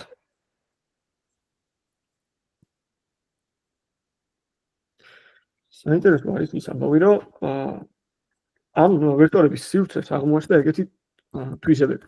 როცა თავიდან წავიდა ვექტორების დატრენინგება, აღმოჩნდა ეგეთი რაღაცა. ერთი პირველი რომ როგორ უნდა შევაფასოთ მოცემული ვექტორები, კარგია თუ ცუდი. ერთი ის მაგალითი ვნახოთ, რასაც ცოტა უყურებთ, ანუ სიტყვების მსგავსი ვექტორული მსგავსი ვექტორები რა სიტყვებია? და ვნახოთ, რამდენად მართლა იგივენაირი კონტექსტს გვაძლევს. ამიტომ თავი მიზანიც ეგაა, ხო, ერთი და იგივე შინაარსის სიტყვები ერთ იმაში აისახოს, რა ქვია, მსგავს ვექტორებში. ნუ, დამაზე დაკვირვების შედეგად აღმოჩნდა ეგეთი რაღაცა. მაგალითად, მე რო ავიღო ვექტორი, ანუ სიტყვა კაცის შესაბამისი ვექტორი და ავიღო სიტყვა ქალის შესაბამისი ვექტორი. და ვნახო მოკლედ ამ ვექტორებს შორის რა ისაა, რა ქვია, დისტანცია. ანუ რა მიმართულებით უნდა ვიარო ამ ვექტორიდან რომ მივიდე ამ ვექტორში, რომლის შესაბამისი სიტყვაც არის woman, ანუ ქალი. ეს დისტანცია, ანუ ეს მიმართულება აღმოჩნდა, რომ არის ქესის მიმართულება. კაციდან რომ ქალზე გადავიდე, ეს არის ქესის ამსახველი მიმართულება. ამ რაღაცნაირად წრფივი დამოკიდებულება აღმოჩნდა, რომ აქვს სიტყვის ვექტორებს. კაციდან ქალზე გადასვლისას, მაგალითად ამ ვექტორებში, იგივე მიმართულებით უნდა ვიარო, როგორც ბიძიდან დეიდამდე მაგალითად დისტანცია, ან მეფიდან დედოფლამდე. ეს საინტერესო დაკვირვება იყო და იქ გლავის ვექტორები რომ ვახსენე ზუსტად ეს არის ჩადებული ალგორითმში, რომ ესეთი წრფივი დამოკიდებულება შეინარჩუნოს. ეს საკმაოდ საინტერესო შინაარსია, იმიტომ რომ გისმენთ. ანუ ეს მრავალ განზომილებაშიც მე ასე ჩვენთვის ორ განზომილებით რო შევხედოთ, მაინც წრფივი გამოდის თუ რო? კი. ანუ მრავალ განზომილებაში. ეხლა უბრალოდ ვიზუალიზაციისთვის აქვს ნაჩვენები ორ განზომილებაში. თორე წარმოგიდგენია, რომ ეს დისტანცია არის, რა თქმა უნდა, თუ 100 განზომილებიან ვექტორებზე ლაპარაკი, ეს დისტანციას და მიმართულებას 100 განზომილებიანია. მაგრამ ამის პროექცია გავაკეთოთ ორ განზომილებაშიც, ახაც კი ჩანს, რომ იგივე მიმართულებაა რა. ესეც საინტერესო რაღაც აღმოჩნდა და ამით უკვე ბევრი რაღაც კეთება შეიძლება გამოკვლევის ნაწილში. ერთი რომ ამოხსნათ ეს ანალოგიები, მაგალითად ხო, ეს რაღაც. ეს არის მიმართულება, ვიზუალიზაცია, იმის რა ქვია, ქვეყნიდან როგორ მივიღო დედაქალაქი. და ხედავთ, რომ ეს მიმართულება, მიმართულებებით რას ჩაინა და პეკინი, ან დედაქალაქი ჩინეთის. ერთმანეთთან არის დაშორებული, ეს მიმართულება არის ზუსტად დედაქალაქობის მიმართულება. და ძალიან ბევრი სხვა ქვეყნიდან რომ იგივე მიმართულებით ვიაროთ, იგივე დისტანციაზე, ვნახოთ, რომ მსგავს დისტანციაზე. ვნახოთ, რომ დედაქალაქში აღმოჩნდებით. ეს საკმაოდ საინტერესო წრფივი ისაა, რა ქვია, სტრუქტურა ამ ვექტორული სივრცის. იგივე ეს word to back იყო, ეს გლავის შემთხვევაში ვნახოთ. slow, slower, slowest. ანუ ეს უფროებითი და აღმატებითი დამოკიდებულებას რაღაცნაირად წრფივ ფორმაში გადაიზარდა. short, shorter, shortest და სხვა მაგალითებზე შეგვიძლია ვნახოთ. ნუ ამაზეც რაღაც ბევრი ფერიფერი იყო ამაზეც და გვერდით ეფექტად შეგვიძლია ამოვხსნათ ანალოგიები, რომ ვიპოვოთ ეს დისტანციები, ვთქვათ, ეს მიმართულებები და მე თუ არ ვიცი strong-ის აღმართებული ფორმა რა არის, გადავიდე, ანუ ამ იგივე მიმართულებით როგორც slow-დან slower-ამდე მივედი, strong-იდან რომ გადავიდე, რა სიტყვაში აღმოჩნდება. და ამ ანალოგიების ამოვხსნა გახდა შესაძლებელი. ან უფრო საინტერესო, ჩემთვის პირადად უფრო საინტერესო ნაწილი არის, რომ რა ხდება იმ შემთხვევაში, თუ ვუყურებთ არაერთ იმას რა ქვია, ენას, მაგალითად ინგლისურს და ინგლისურ ვექტორებს, არამედ ინგლისურს და ქართულ ვექტორებს. ხო არ ხდება ისე, რომ რა სივრცეშიც არის სიტყვა, მაგალითად cat, იგივე პოზიციაზე ან დაახლოებით გავსადგილოს უნდა იყოს სიტყვა კატა ქართულში. ესე პირდაპირ cat თუ ეგეთი კორპუსი ვარ, multilingual კორპუსი. დიდად სამართლიანი არ იქნება ეგრეთ თქვა რომ აი რა ვექტორი შეესაბამება სიტყვა cat, აუცილებლად კატა არის იმ ადგილას, კატა შესაბამისი ვექტორი ქართულ ნაწილში. მაგრამ ზუსტად აი ეს წრფივი დამოკიდებულება შეიძლება არსებობდეს იმის რა ქვია, თარგმნისაც. რომ cat სიტყვიდან თუ ვივლი ინგლისურიდან ქართულად გადათარგმნის მიმართულებაში, მოხდები სიტყვა კატაში. თუ სიტყვა house-დან ვივლი იგივე მიმართულებით, მოხდები სიტყვა სახლში და ასე შემდეგ. და ესეთი რაღაცაც ესეთი აი ვისი რაკურსის რომელი NLP კურსის სტატიაც არის ეს, იმათ სემინარში არის განხილული ეს უკრაინულიდან რუსულად ვექტორებში ასახვის მაგალითი და ზუსტად მაგას იკვლევენ. საკმაოდ საინტერესო ის არის სემინარი და სავარჯიშო. ამით უკვე შეგვიძლია ვთქვათ, რომ აი ეს სივრცეები შეიძლება იყოს არა მარტო მსგავსი სიტყვების და სინონიმების სივრცეები, არამედ multilingual, ბევრ ენაში იგივე კონცეფციები მსგავს ადგილას გადადიოდეს, ან როგორც მინიმუმ სტრუქტურა. სხვადასხვა სიტყვებს შორის კავშირი, ქართულ სიტყვებს შორის. იგივე მსგავსი კავშირები იყოს წრფივი, რაც ინგლისური სიტყვების შემთხვევაში არის. რაც ძალიან საინტერესოა. ხა დაუბრუნდეთ ისევ ასე ვქვია კოდის ნაწილს.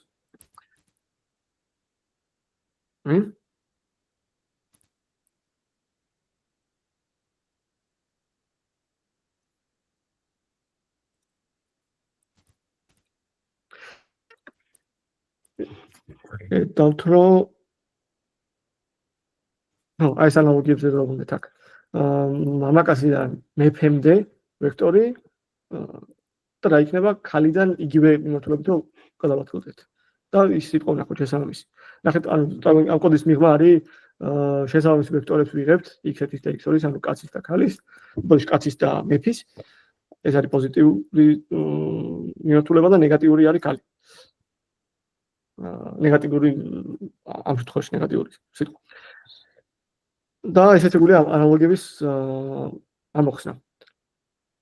ნახოთ რომ კაციდან მეფის მიმართულება და ქალიდან დედოფლის მიმართულება ერთმანეთს ემთხვევა.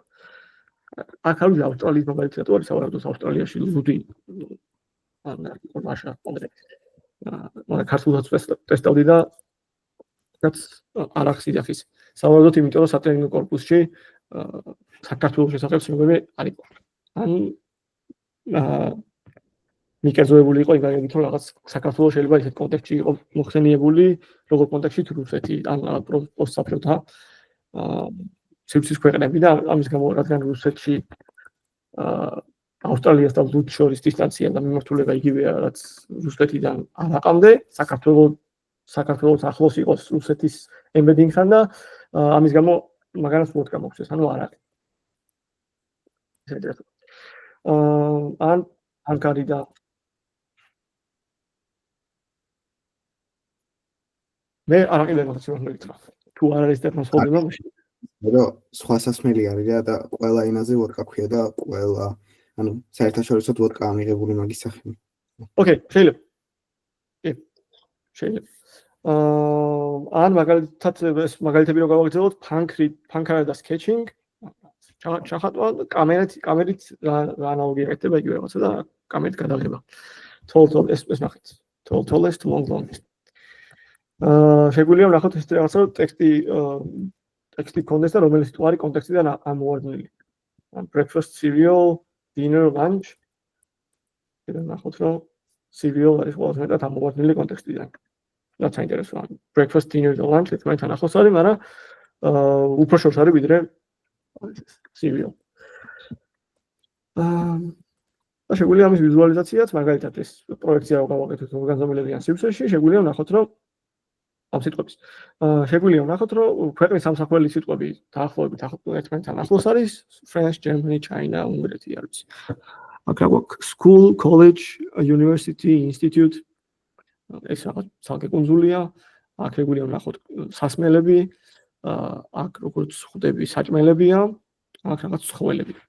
მოკლედ ეს ყველაფერი არის პროექცია PC8 ორგანზომილებიან სივრცეში. ესეც სათამაშო მაგალითები, ну ძალიან ბევრია.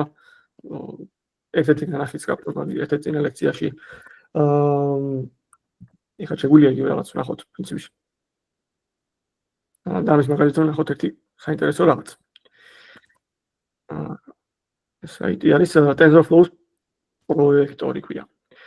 პროექტის ძამი. embedding-ები შეგვიძლია ვნახოთ.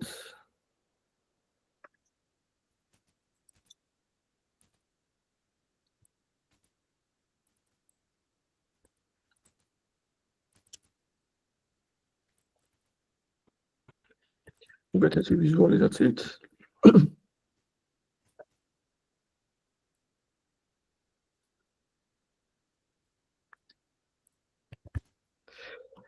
ანუ მეტად ეს არის word-to-word დატრენინგებული თავდაპირველი UNI ვექტორებია როგორც ჩვენ გვქონდა და ამ მაგალითზე მინდოდა მენახა ჩვენებინა ხო აქ ამ ვიზუალიზაციაში შეგვიძლია ავირჩიოთ რანაირად მოხდეს ვიზუალიზაცია. PCA არ არის ყველაზე კარგი ამ შემთხვევაში. იმიტომ რომ ანუ ისევ PV ტრანსფორმაცია არის და მოქნილობა ნაკლებად აქვს. იმისი რომ მსგავსი სიტყვები ერთ კლასტერში ერთ ადგილას დაკლასებდეს. და ამისთვის ვთქვათ UMAP-ან TSNE-ს dimensionality განზომილების დაყვანის სხვა მეთოდები გაცილებით უკეთესია უბრალოდ ვიზუალურად შევაფასოთ აი მსგავსი სიტყვები. და სამი განზომილებაც ადამიანებისთვის მაინც კარგად აღსაქმელი არ არის, ამიტომ გადავიდეთ ორ განზომილებას. დავუშვებ ხედავ ის იმას. ეს ყველა განზომილები არის უცებ. ოკეი, ამიტომ შეგიძლიათ აქ სხვა იმისი რაფია. განზომილების დაყვანის სხვა ალგორითმები გამოიყენოთ. მაგრამ ერთ საინტერესო რაღაცას მინდა რომ მეჩვენებია. ეხლა რა პრობლემები აქვს ამ ვექტორებს ზოგადად. და პრობლემა არის შემდეგნაირი. აქ ხედავთ ეს TSNE როგორ აკეთებს ამის ვიზუალიზაციას. როგორც ცდილობს რომ მსგავსი ვექტორები გადაიყვანოს მსგავს ფიზიკურ ლოკაციაზე ორ განზომილებიან სამ განზომილებიან სივრცეში. აღჭირდება და შეგვანელებს ჩვენ. ამიტომ დავუბრუნდეთ ისევ PCA-ს. პრობლემა არის შემდეგნაირი სახის. როგორც იმის გამო რომ სიტყვები შეიძლება სხვადასხვა კონტექსტებში ხვდებოდეს და ჩვენ მხოლოდ ერთი ვექტორული რეპრეზენტაცია გვაქვს თითოეული სიტყვის, ნიშნავს რომ ეს მოხსნილობა დაკარგული გვაქვს. მაგალითად სიტყვა ვარსკვლავი, შეგვიძლია ეს მაგალითად ვნახოთ, შეიძლება ვარსკვლავი ნიშნავს რაღაც ციურ სხეულსაც, ვარსკვლავსაც და ასტრონომიის კონტექსტში შეიძლება დაკავშირებული იყოს ისე სიტყვებთან, როგორიც არის მზე, პლანეტა, გალაქტიკა, ასე შემდეგ. მაგრამ ვარსკვლავი შეიძლება ნიშნავდეს პოპ ვარსკვლავს, რაღაც ნებად სახეს, ამ კუთხით ვარსკვლავს. და შეგვიძლია ვნახოთ, რომ Star-ის embedding-ის რო შევხედოთ, მასთან დაკავშირებული სიტყვები რებია. Stars, Star Trek-ი, series, movie, ანუ არეული რაღაცნაირად ეს სიტყვები ერთმანეთში. ხედავთ, რომ ისეთ სიტყვები, როგორიც არის თვითონ ვარსკვლავები, ან პლანეტა, ციური სხეულები, ანუ ასტრონომიული გაგება, სიტყვა ვარსკვლავის. ესეთი კონტექსტის სიტყვებიც ხდება.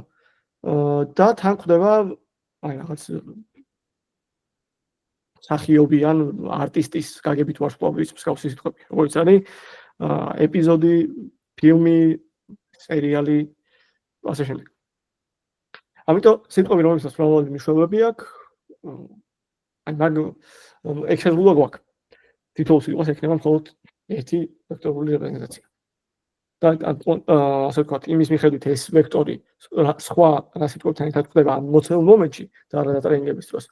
აი მაგის მოქნილობა დაკარგულია. ოკეი. ამის მოგონების გზებს ნელ-ნელა გზადაგზა ვნახავთ, მაგრამ ეს იყო პირველი აი ინოვაციური და ისეთი ნაბიჯი, რამაც NLP-ის ამოცანების გადაჭრა შესაძლებელი გახადა. ისი გაკეთება შეგვიძლია ახლა. შეგვიძლია ფაქტიურად ნებისმიერი NLP-ის. თავი პრობლემა რა იყო, როცა ტექსტზე NLP ან ლექციაზე როცა ტექსტზე გადმოვიდით, ესე ვთქვათ. პრობლემა იყო ის, რომ სიტყვები იყო ჩვენთვის ასოების რაღაც წყება, string-ი და შეზღუდული ვიყავით არანაირი არანაირად არ შეგვეძლო ამ სიტყვის მიღმა მნიშვნელობების გათვალისწინება. და უკვე ვექტორების ანუ word to vec-მა შესაძლებელი გახადა, რომ ჩვენ მივიღოთ სიტყვების რეპრეზენტაციები. ანუ მოცემული სიტყვის მიღმა მნიშვნელობაც გავიგოთ, ასე ვთქვათ, ან როგორც მინიმუმ წარმოდგენა გქონდეს. რომ სიტყვა ორი სიტყვის სინონიმი, ორი სიტყვა ერთმანეთის სინონიმია, ამის აღქმა მოდელებმა შეძლონ. და ამის გამო ნებისმიერი მოდელი, რაც ვთქვათ, სქილური მონაცემების შემთხვევაში გამოიყენებოდა, უკვე შეგვიძლია ამ შემთხვევაშიც გამოიყენოთ. ესენია კონვოლუციური ნეირონული ქსელი, უბრალო ნეირონული ქსელი, სხვა არქიტექტურები, რომელსაც მოგვიანებით ნახავთ, შემდეგ ლექციაზე უკვე ვთქვათ რაღაც რეკურენტული ნეირონული ქსელი, რომელიც ზუსტად აქტუალური გახდა language მოდელირების, translation-ის და ესეთი დავალების დროს, კონკრეტულად ტექსტ ოპერაციებში, NLP task-ებში, მოგვიანებით უკვე ტრანსფორმერი და ასე შემდეგ. ანუ უკვე შესაძლებელი გახადა, რომ input-ი ტექსტი გადავთარგმნო რიცხვებში და ამას ისეთი პრობლემები არ ქონდეს, როგორც ვილაპარაკეთ. პრობლემები არ ქონდეს, რომ უაზრო დიდი განზომილება მაქვს, იმიტომ რომ ძალიან ბევრი უნიკალური სიტყვა ბუნებრივ ენაში, არ ქონდეს პრობლემები, რომ განზომილება მათი ეგეთი ბევრი იყოს და შემილია გაცილებით უფრო კომპაქტურ, აი 100, 200, 300 განზომილებიან სივრცეში ვილაპარაკოთ ინსტანციებზე ან მსგავსებაზე, გამოსვლითად ეფექტურია ერთი და მეორე რაც უფრო პატარაა სივრცე, უფრო უკეთესად შემილია სიტყვებს შორის და დოკუმენტებს შორის მსგავსება დავითვალო. და ეს პრობლემები მოაგვარა. ამიტომ შეგიძლია ჩათვალოთ, რომ ნებისმიერი ამოცანა კლასიფიკაცია იქნება ზოგადად კლასიფიკაციის task-ებზე გვაქვს ლაპარაკი, იმიტომ რომ გენერაციას უკვე ესეთი არქიტექტურები ჭირდება, რასაც მოგვიანებით გავივლით. ეგეთი ამოცანები გადაჭრა შესაძლებელი გახადა.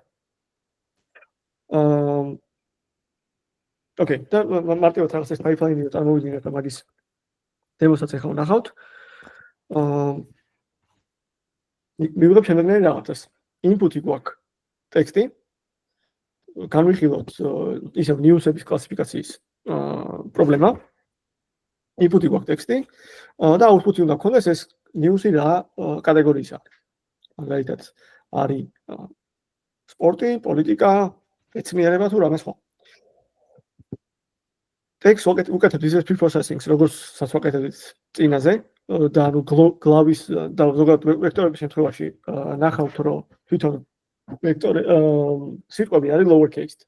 და ანუ ყველანაირი ამ ზედმეტი პუნქტუაციის განაყოფისგან ასე ვთქვათ დაცლილი. და ესე დაპროცესინგებული. ვიღებთ ტექსტს, ვაკეთებთ ტოკენიზაციას და ისეთივე pre-processing-ს, როგორც წინ ლექციაზე განვიხილეთ. შეგვიძლია თითოეული სიტყვისთვის მერე სიტყვა გადავთარგმნოთ შესაბამის embedding-ში, გამოვიყენოთ გლავის ვექტორები მაგალითად. უკვე მექნება მატრიცა, სადაც ერთი განზომილება იქნება ტექსტის შემავალი ტოკენების რაოდენობა, მეორე განზომილება იქნება embedding-ის განზომილება რამდენიც იყო მაგალითად 100.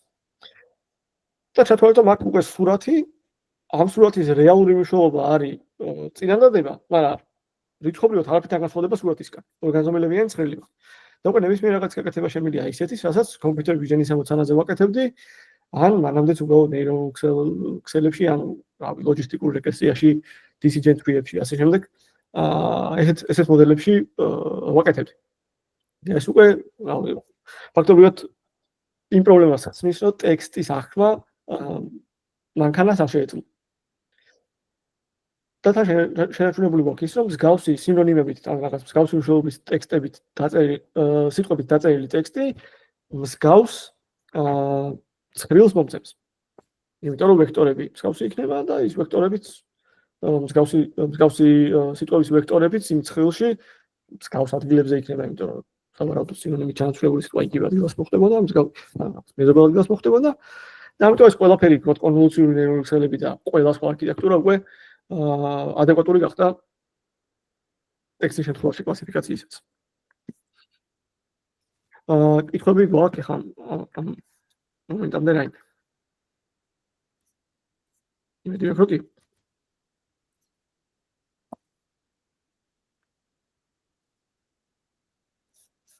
ანუ ერთი რაღაც მაინტერესებს, რომ დავაზუსტო, ანუ ასე შინაარსობრივად რომ კარგად არის დალაგებული ერთმანეთთან, სწორედ gradient descent-ის გამო ახლა ის. gradient descent-ი ანუ თვითონ რა ალგორითმითაც ხდება ამ ვექტორების შექმნა, ეს gradient descent-ია. ხო და ანუ მაგიტო არის რომ ასე შინაარსობრივად სწორად ახოთ დაწყო. კი. ჩვენ ისეთი loss ფუნქცია აღვწერეთ, რომელიც ოპტიმალური იქნებოდა იმ შემთხვევაში, თუ მსგავს კონტექსტში არსებული თუ სიტყვების ვექტორები, რომლებიც მსგავს კონტექსტში მოიხსენიება, ისინი კოსინუსის დისტანციით ძალიან ახლოს არის ერთმანეთთან. ეგეთი loss ფუნქცია აღვწერეთ. და მე უკვე gradient descent-ის ამბავია, რომ random ინიციალიზებული ვექტორებიდან აი ეგეთი ვექტორები მივიღოთ. იმ loss ფუნქციის ოპტიმიზაციით. ანუ ეგ როგორ მუშაობს ცოტა უფრო ის არის რა ქვია, მანქანური კლასიკური მანქანური სწავლების პრობლემა არის. gradient descent-ი რატომ მუშაობს. მაგრამ თუ დაუშვებთ რომ მუშაობს და ნებისმიერი loss ფუნქციის ოპტიმიზაცია შემილია gradient descent-ის გამოყენებით. მაშინ აი დღევანდელი ლექციის მთავარი ფოკუსი იყო ეგ, რომ loss ფუნქციის შინაარსი გავიღო როგორია და რის ოპტიმიზაციას ვწვდით. ცოტათი გავს ძალიან აი რაღაც ფოკუსებითა, იმიტომ რომ არაფერს არ ვიყენებ ფაქტურად გარდა იმისა, რომ დიდი რაოდენობით ტექსტი გვაქვს. თვით აი ამ სტრუქტურას და იმ კავშირებს, რომ მაგალითად მეფე და დედოფალი იგივე რაღაც ამათ შორის დისტანცია არის, კაცს და ქალს შორის დისტანციის მიმართულების ესეთ პატერნებს თვითონ პოულობს. თვითონ ეძლევა ეგეთი სტრუქტურა ამ ვექტორებს. რაც გასაკვირი იყო, მე როგორც აღნიშნე, გლავის შემთხვევაში ეგ ახალისებული არის loss ფუნქციაში. ეგეთი სტრუქტურების პოვნა. მაგრამ აი ეს ფაქტი, რომ შემილია ამების გამოყენებით უკვე მოდელს შევაძლებინო ტექსტის აღქმა შინაარსით და არა ასოების მიმდევრობით. ეს ძალიან ისეთი რაღაც აღმოჩნდა, რაც რაღაც ხელფეხი გაუხსნა ამ ენეობის დამუშავების ტექნიკებს ნებისმიერ არქიტექტურის გამოყენებით.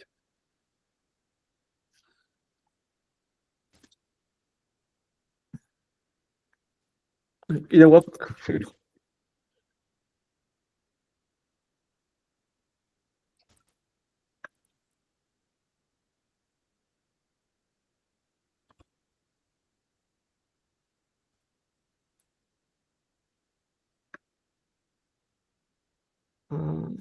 ნახოთ ეს რამდენად ღირებულია. ესეთი მაგალითი შეგვიძლია უცებ ნახოთ. ზუსტად იმ კურსიდან ის სტატიასაც გადავუყევით. ამ შემთხვევაში გვაქვს ესეთი ტექსტური ფაილი, რომელიც არის Quora-ს შეკითხვები. ავტორთა ეს Quora შეკითხვები. სავარაუდოდ რაღაც. ახლა დაიმპორტებული. ჩავტვირთით Quora შეკითხვები ამ ფაილიდან. ვიყენებთ ტოკენაიზერს, რომელიც სიტყვებს და პუნქტუაციას ესე განსაკუთრებს. შემდეგ იმისთვის, რომ შევძლოთ ვექტორებში მოძებნა სიტყვების შესაბამისი მნიშვნელობების lower case-ში უნდა გადავიყვანოთ. ეს განპირობებულია იმით, რომ თვითონ გლავის ემბედინგები ეგრე არის მოცემული. ამ შემთხვევაში თუ ვარცდებით ჩვენ თვითონ ვატენიგებთ Word2Vec მოდელს. მაგრამ მაინც კარგი აზრია, რომ სტანდარტიზაცია მოხდეს. ზუსტად იმიტომ, რომ upper case სიტყვაზე გეგა და lower case გეგა ერთად იგივე მნიშვნელობის სიტყვა იყოს. ამას მნიშვნელობა არ გვაქვს. გადავიყვანეთ lower case-ში და დავატოკენეთ მთელი ჩვენი data. ასეთები არის. შეგვიძლია ვნახოთ, რომ როგორ გამოიყურება თქვათ პირველი ორი row, ეს წინადადება, პირველი წინადადება. რომ დატოკენდა და მე გადავიდა როგორ ტოკენებად გადაიქცა? Can I get ხედავთ lower case-ია და თან გამოყოფილი, ანუ გამოყოფილი არის ეს პუნქტუაციები ცალკე ტოკენებად. და ამის მერე უკვე თვითონ დატრენინგების ნაწილი არის უბრალოდ დაიმპორტება ბიბლიოთეკიდან Word2Vec-ის სამფორცები იგივენაირად გლავის დატრენინგების კლასიც აქვს. გადავცემთ ამ ჩვენ დატოკენებულ დატასეტს, რომელიც ზემოთ გვაქვს. ვექტორების განზომილებას, ამ შემთხვევაში უბრალოდ ვიგებ რომ განზომილები ამ ვექტორს. min count ნიშნავს, რომ რა ჩათვალოს, ანუ როგორი სიტყვები ჩათვალოს vocabulary-ის ზომად. და ამ შემთხვევაში ხან რას ნიშნავს ეს? რამდენჯერ უნდა ხდებოდეს სიტყვა ტექსტში, გამურად, მინიმუმ რამდენჯერ უნდა ხდებოდეს, რომ ცალკე ფიჩერად გავიტანო. თალკე vocabulary-ში მივაინჭო ადგილი ასე. ანუ ეს Windows-აზეც ვილაპარაკეთ, რომ მარცხნიდან მარჯვნივ რამდენი სიტყვა შევხედე. ყოველ ამის გაშვებით საკმაოდ ჩქარი იქნება ხა ტრენინგი, იმიტომ რომ ეს დატასეტი თვითონ დიდი არ არის. ვორდები წინა გაშვებაზე დაახლოებით 1 წუთი დაჭირდა. მაგრამ უკვე მექნება ისეთივე მიღებული ვექტორები ამ შემთხვევაში კონკრეტულად ამ ქორას დატასეტზე დატრენინგებული. ანუ ხედავთ 12 წამში დატრენინგები და არც თუ ისე პატარა ვექტორების მოდელი. ზუსტად იგივენერად ვიმუშავებით ამას. უკვე ხედავთ რომ ეს მსგავსებები არის წამოსული არა იმის გლავის სტენფორდის მიერ დატრენინგებული მოდელებიდან რომელსაც ვიყენებთ. არამედ ახლა ჩვენ როგორ დავატრენინგეთ ამ წამს მოდელი ქორას ტექსტებზე აქედან გამომდინარე გამოვიდა რომ ბრეთთან ახლოს იყო rice, salt, wine და ასე შემდეგ. აქაც იგივე მაგალითის გამშვილა როცა გლავის მედინგებს ჩამოტვირთავს, ამიტომ მსგავსი რაღაცები გეთება და მაგალითია იმასაც რომ PCS გამოყენებით როგორ ხდება ვიზუალიზაცია. ნუ ამას კიდევ ერთხელ აღარ გადავიდეთ. იმის ახსნა მინდოდა რომ ერთადერთი ძირითადი მიზეზი რატომაც ახლა ყველა თავის ვექტორებს ატრენინგებდა იყო იმ გამორებული რომ აი ამ ტექსტის შეგროვება რომ როგორც ნახეთ რაღაც რამდენიმე მილიარდი სიტყვის შემდგარ ტექსტზე დატრენინგეს მოდელი საკმაოდ გამოთვლითი რესურსი საკმაოდ დიდი იყო საჭირო. მაინც გვაქვს ეს out of vocabulary ტოკენების პრობლემა, იმიტომ რომ რაღაც სიტყვები მაგალითად ქართული სიტყვების შესაბამისი ვექტორები გლავს თუ აწები არ აქვს.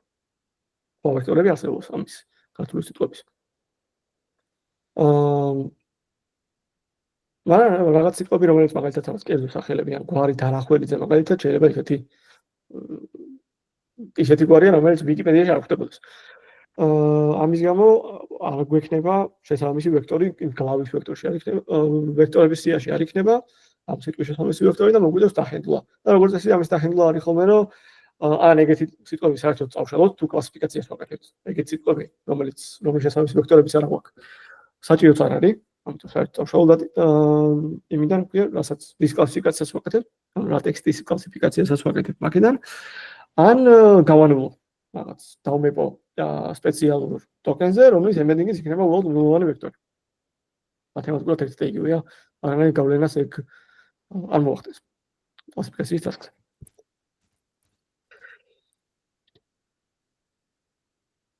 ოკეი. და ბოლო ნაწილი და ბოლო მაგალითი ეს არის აი ჩვენ არქიტექტურებში მაგალითად როგორც დავაშენო ამ გლავის ვექტორებს კლასიფიკაციის მოდელი. ის გარჩევა და ეს არის თუ არ ვთქვი ეს. საკმაოდ მარტივი მაგალითია. ალბათ დავალებაში და შემდეგი ლექციაშიაც იქნება, იქ იქნება უფრო უკეთესი არა, რეალურ სამყაროზე და რეალურზე დამოკიდებული ტასკი და ანუ ამასაც გამოვიკლოთ. ეს მაგალითად დღევანდელი დემო კონკრეტულად ეს ნოუთბუქი უფრო მეტად არის აი არქიტექტურულად საჭიროება ეს ემბედინგები და როგორ გამოვიყენოთ უკვე დატრენინგებული ემბედინგები ჩვენს მოდელში. ესეც აქაც გავაკეთე რაღაც სათამაშო დატასეტი, სათამაშო კორპუსი. დაუშვათ რომ ვაკეთებ ტექსტის სენტიმეტრის კლასიფიკაციას, სადაც ეს არის პოზიტიური, ეს არის ნეგატიური და ასე შემდეგ. მინდა გამოვიყენო ეს გლავის ემბედინგები, ამ შემთხვევაში ვიკიპედიაზე დატრენინგებული, არ ვიცი მაინც ძალიან კარგი აზრია.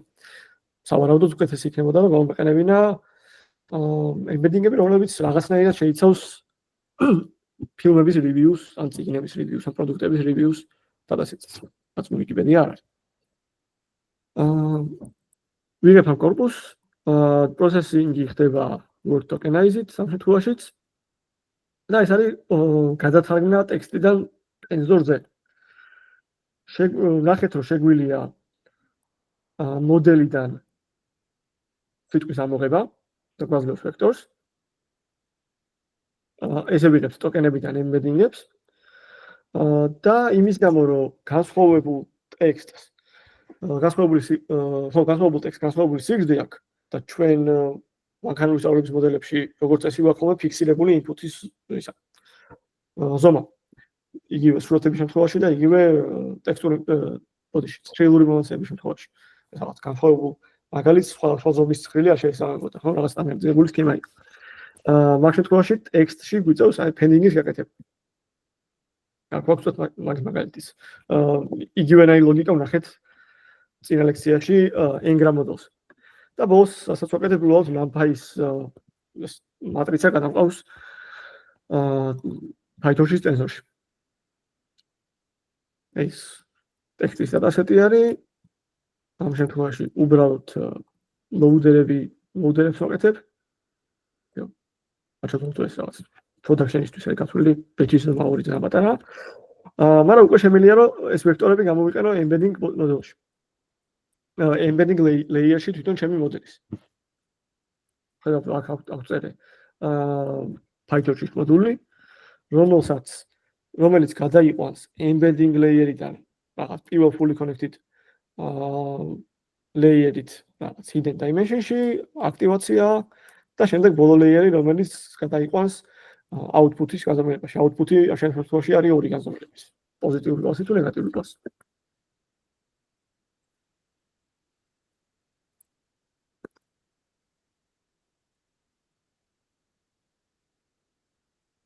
ეს რაღაც უმარტივესი დატრენინგების ლოგიკაა, დაწუნებული რაღაცა უკეთესი კოდი გახალეს გაგიჩვენებიათ კოდ ვიჟენში ან სხვა ტასკებში. თავარი ნაწილი აქ არის ის, რომ მოდელი ინფუტად იღებს მატრიცას, რომელიც არის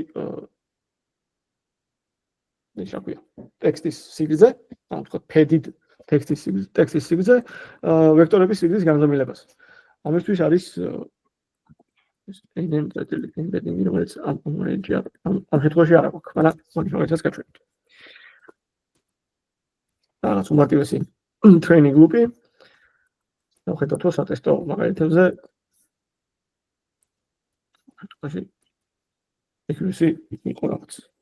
ამისათვის იყო დაბალი accuracy. ამ შემთხვევაში წინა გაშვებაზე იყო 100%, მაგრამ თავი არის პრინციპი, რომ არქიტექტურაში სად ჯდება ეს hidden layer-ი გაქვთ, hidden layer-ი არ გაქვთ და იმპლემენტირებული neural Excel-ის არქიტექტურაში თუ ბონი თუ არის. აი აქ თვითონ ეს linear layer-ი ხო გადაიყვანს საბოლოო ჯამში output dimensions. მართალია, ხო. ხო, ეგ არის, ანუ თვითონ ახლა ამ კოდს დიდი მნიშვნელობა არ აქვს. თავარი არის ის, რომ neural Excel-ში, როცა neural Excel-ში და ჩვენ PyTorch მოდელში პირველი ვარიანტი და ამის სხვა ისიც მაქვს. მაგალითად ეს პირველი ხდება ეს embedding. რაც შეგვიძლია PyTorch-ის მოდულით გავაკეთოთ, რომელიც არის ეს embedding მოდული თვითონ და გადავცეთ მატრიცას და თვითონ აკეთებს ამ embedding მოდულის ინიციალიზაციასაც. უბრალოდ ტენზორში გადაყვანას, რაც წინაზე ხელით ქონა გაკეთებული აქვს. ეს და ეს embedding layer-ი თვითონ აი ეს embedding layer-ი ჩვეულებრივად როგორც PyTorch-ში linear layer-ი ან ნებისმიერი სხვა layer-ი. შინაარსი ამის ისე. ხო, ანუ უფრო ამის გამოყენების მაგალითებსაც შემდეგ ორ ლექციაზე მოკლედ ნახავთ. რეალურ გამოყენებაში რაღაც end to end რაღაც რეალურ tasks ავიღებთ და იმ task-ზე დავატრენინგებთ განსხვავებული არქიტექტურის მოდელებს და შევადარებთ ერთმანეთს. ეს იქნება შემდეგი ლექციაში. შემდეგი ლექცია არის ეს რეკურენტული neural Excel-ების გარჩევა. გისმენთ? და ყველა წინადადება 1000 სიტყვა უნდა იყოს. მაგალითად. ვეგალგებოდში ყველა წინადადება უნდა იყოს 10 სიტყვა. 1000 სიტყვა. ამ შემთხვევაში სათამაშო მაგალითად განაკი, მაგრამ როგორც წესი ვირჩევთ პირასაგან სასრულ სიგრძეს და იქამდე ვავსებთ. აი მაგალითად, რომ ჩემი ტექსტის კლასიფაიერი მიიღებს მარტო მაქსიმუმ 200 ტოკენს, ან 2000 ტოკენს. ამ წინასწარ უნდა დავაფიქსირო, რომ მაგაზე მეც ვეღარ მიიღებს ფიზიკურად. იმიტომ რომ neural Excel-ის განზომილება სულადი სიგრძის input-ზე ესეთი რაღაცა არ შეგვიძლია ჩვენ გავაკეთოთ, ხო? ამიტომ და ნაკლები თუ შევიყვანეთ რითი ავსებს. ნაკლები თუ შევიყვანეთ აი ზუსტად ეს ფედინგი რო ვახსენე მან კეთდებოდა. ჩათვალე რომ 0 ან ნულებით შევავსებთ მაგალითად მაგის შესაბამის ვექტორებს აქტებოდა იმებს ტოკენების ემბედინგების სიგნეს რაც აკლია ჩემ მაქსიმალურ დადგენილ ზომამდე მაგას შევავსებთ ნულოვანი ვექტორებით ეს იდეაში პრობლემა იმიტომ რომ არ მაქვს სვლადი სიგრძის ინფუტის დამუშავების საშუალება შეიძლება ჩემი რაღაც რივიუ Amazon-ის რივიუ იყოს ძალიან მოკლე და ყველა დავხარჯო ის რაღაც მეტი 10 წუთიანი ინფუტი მაქვს რეალურად და მე თუ მაქსიმუმი ან მე თქვენი გავაკეთე 1000 სიტყვამდე იმიტომ რომ მინდა 1000 სიტყვის რივიუების დავჰენდლო ხო ეს იმას ნიშნავს რომ ზედმეტად დავხარჯავ დანარჩენი რამდენი 1000 გამოკლებული 10 990 ტოკენის შესაბამის პროცესინგს და პირიქით თუ პირასთან გასაუბრება მაქსიმუმ 1000 სიგრძის ინფუტს ვენდლავ და ჩემი რივიუ 2000 სიგრძის მომიწევს რომ გავჭრა ეს რივიუ და შეგვიძლია მარტო პირველად 1000 სიტყვას ან ბოლო 1000 სიტყვას ან რაღაც შუაში ამოგვიჭრა ესეც ისეთი პრობლემაა რაც ნუ ანდატულ ნეირონულ ქსელის არქიტექტურას აქვს ტექსტის პროცესინგთან მიმართებაში იმიტომ რომ ტექსტი როგორც წესი განსხვავებული სიგრძისაა სხვადასხვა სემპლი ამას მოვუარებთ შემდეგ ლექციაზე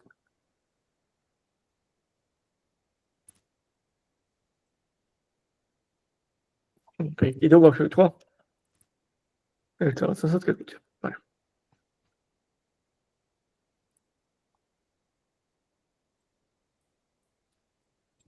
მაშინ ეგეთ რაღაც სისტემა მინდა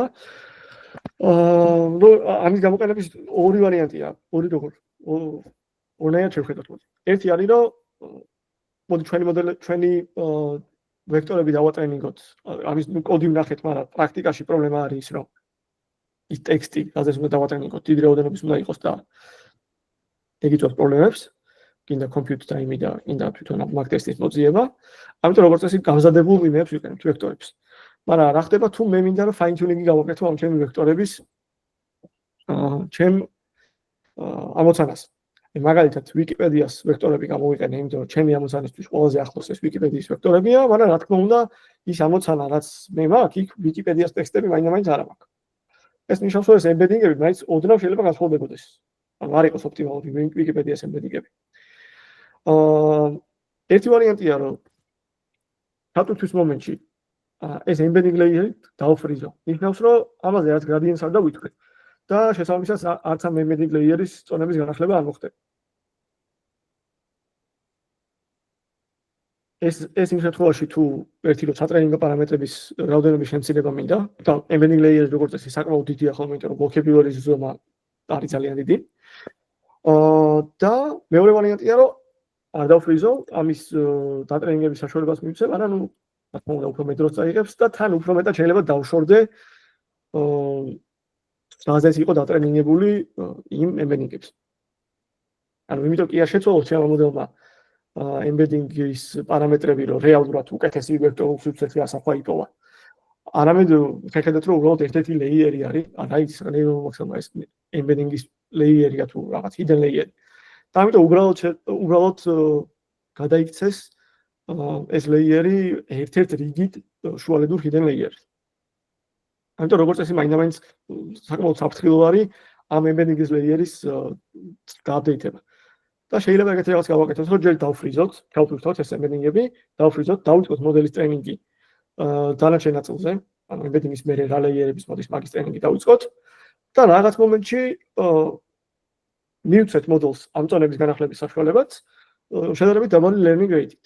მას შემდეგ რაც უკვე ეს დანარჩენი მოდელი ისწავლის სწორი embedding-ების შემთხვევაში გამოყენებას ამ embedding-ების რაღაც კლასიფიკაციის თარგისთვის. მაგრამ თუ აი უფრო fine tuning გიჭირდება, რომ პრობლემა იმაშია, რომ embedding-ები საკმარისად არაა დაშორებული ერთმანეთთან. ან სხვანაირი მსგავსება მჭირდება სიტყვების ჩემ ტექსტებში. მაგის საშუალებაც რომ მივცეთ. ეგეთი ვარიანტი კეთდება ხოლმე ამ შემთხვევაში. და ამისთვის მოდი აქ ერთ-ერთ ვიზუალიზაციასაც შევხედოთ. რომელიც არის ხო როგორ ვილაპარაკეთ სიტყვის დონის embedding-ებზე შეგვიძლია ვთქვათ, რომ წინადადება, ბოდიში მთლიანი დოკუმენტი, ანუ სიტყვების მინდორობა იყოს აი რაღაცნაირი ფულინგი გავაკეთოთ მასში შემავალი ტოკენების. ერთ-ერთი ვარიანტია, რომ გაასაშვალო უბრალოდ კლასიფიკაციისთვის. გაასაშვალო input-ში რა embedding-ებისა ის და უკვე გექნება იგივე განზომილების დოკუმენტის embedding-ი უკვე. რამდენად კარგად მუშაობს, სულად მუშაობს ეს სხვა საკითხია. მაგრამ ერთ-ერთი მეთოდი ეს არის. და ამ ვარიანტში, აი ამ ვარიანტში ნაჩვენებია თითოეული sample, ან თითოეული ფერი არის განსხვავებული news-ის კლასი. და ეს არის დოკუმენტები, როდესაც დაფრიზული იყო embedding-ის ლეიერი და დატრენინგებული არის მე შემდეგ ძალიან პატარა ნეირონული ქსელი ამ დაფრიზული embedding-ების თავზე. და კლასიფიკაციას აკეთებს თორსები 5 განსხვავებული კატეგორიისას. მაგით ვხედავთ. ხედავთ, რომ მაინდა-მაინც კარგად არ არის გამოყოფილი თითოეული კლასი news-ის. მაინდა-მაინც მის გარშემო იგივე კლასის news-ები არ არის. იგივე ფერის წერტილები. შეიძლება ვთქვათ, რომ უჯები უფრო მეტი კონცენტრაციითაა, მაგრამ მაინც ხედავთ, რომ გაბნეულია ეს კლასები, news-ების კლასები. ისე თითოეული წერტილი არის დოკუმენტი, თითოეული სტატია. ესაა დაფრიზული შემთხვევაში და ეს მეორე არის უკვე როდესაც დაფრიზული კი არა, ამ embedding-ების fine-tuning-ის საშუალებას მივეცით მოდულს. და ვხედავთ, რომ PCA-ის პროექტით გაცილებით უკეთესადაა გამოყოფილი დოკუმენტები, ანუ იმ დოკუმენტების გარშემო მსგავსი კლასის, და იგივე კლასის დოკუმენტები მდებარეობს. ეს არის ვიზუალური განსხვავება. ახლა რა თქმა უნდა, performance-იც განსხვავება დაფრიზული შემთხვევაში იყო რაღაც კლასიფიკაციის task-ზე ამ news-ების 73% და fine-tuned შემთხვევაში იყო 84%. და გაუჯობესებასაც ვხედავთ. როცა მარტივია სახსნელია, იმიტომ რომ აქ ჩასვალეთ, რომ საკმაოდ რენდომად არის ეს განაწილებული, კაი სტრუქტურა არ აქვს, დოკუმენტის embedding-ი მაინდა-მაინც მის კლასზე არ მეტყველებს. და ამ შემთხვევაში უკვე მეტყველებს.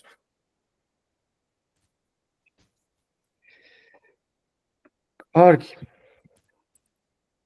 მე მგონი დღეისთვის ეს იყო სულ. კითხვები თუ აქვს რაიმე, ამას უპასუხოთ. და შეგვიძლია მოვჭრით.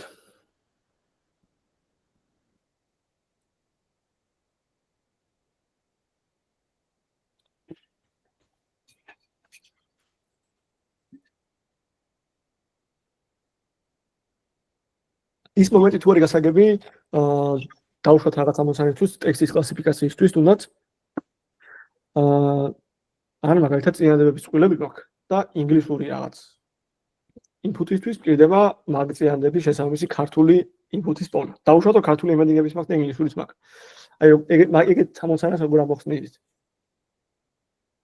ეს ინტუიცია თუ გასაგებია, embedding-ები როგორ ჩააჩენოთ მოდულში. მაშინ მე მგონი ძირითადი ასპექტები გასაგები იყო. შეგიძლიათ ეს კითხვა გაიმეოროთ ბოლო თავიდან. აი დავუშვათ ვაკეთებთ კლასიფიკაციას ტექსტის. სენტიმენტის მაგალითი ვნახეთ ხამ შემთხვევაში. როგორ გამოიყენებთ წინასწარ დატრენინგებულ სიტყვების embedding-ებს ამ კლასიფიკაციის task-ში. ანუ მთელი ეს ნაწილი ტექსტი, ანუ სიტყვებიდან როგორ გადადიხართ რიცხვით მნიშვნელობაში და მე როგორ შეგიძლიათ მაგას დააშენოთ თავზე რამე მოდელი. აი ეს ნაწილი თუ არის გასაგები.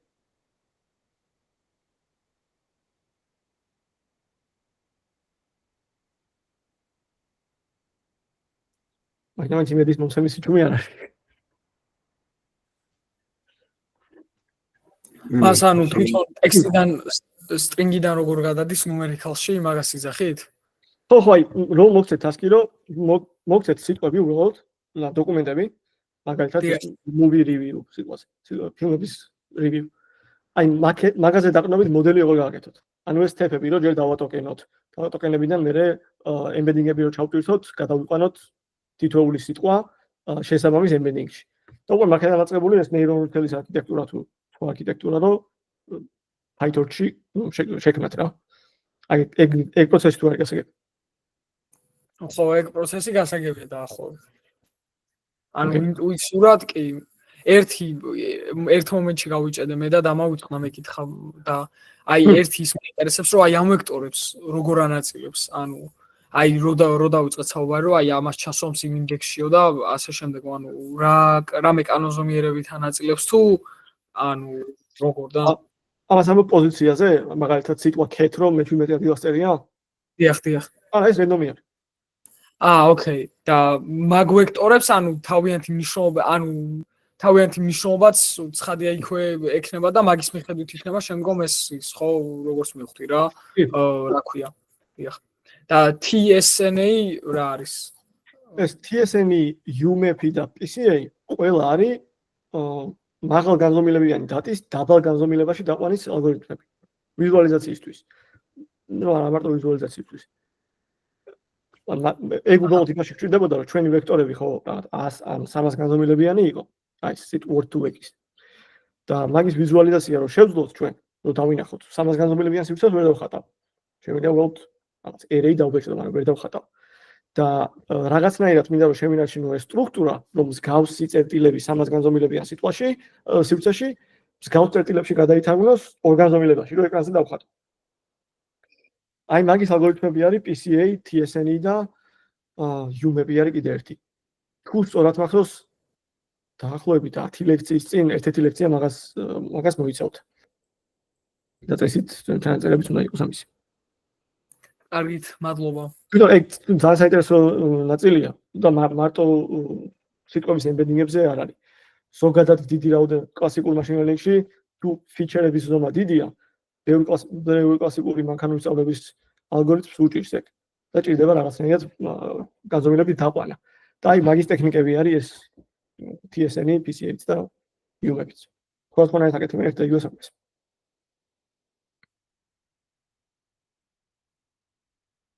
ოკეი. აი, ამ შეგვიძლია მაშინ დავამთავროთ.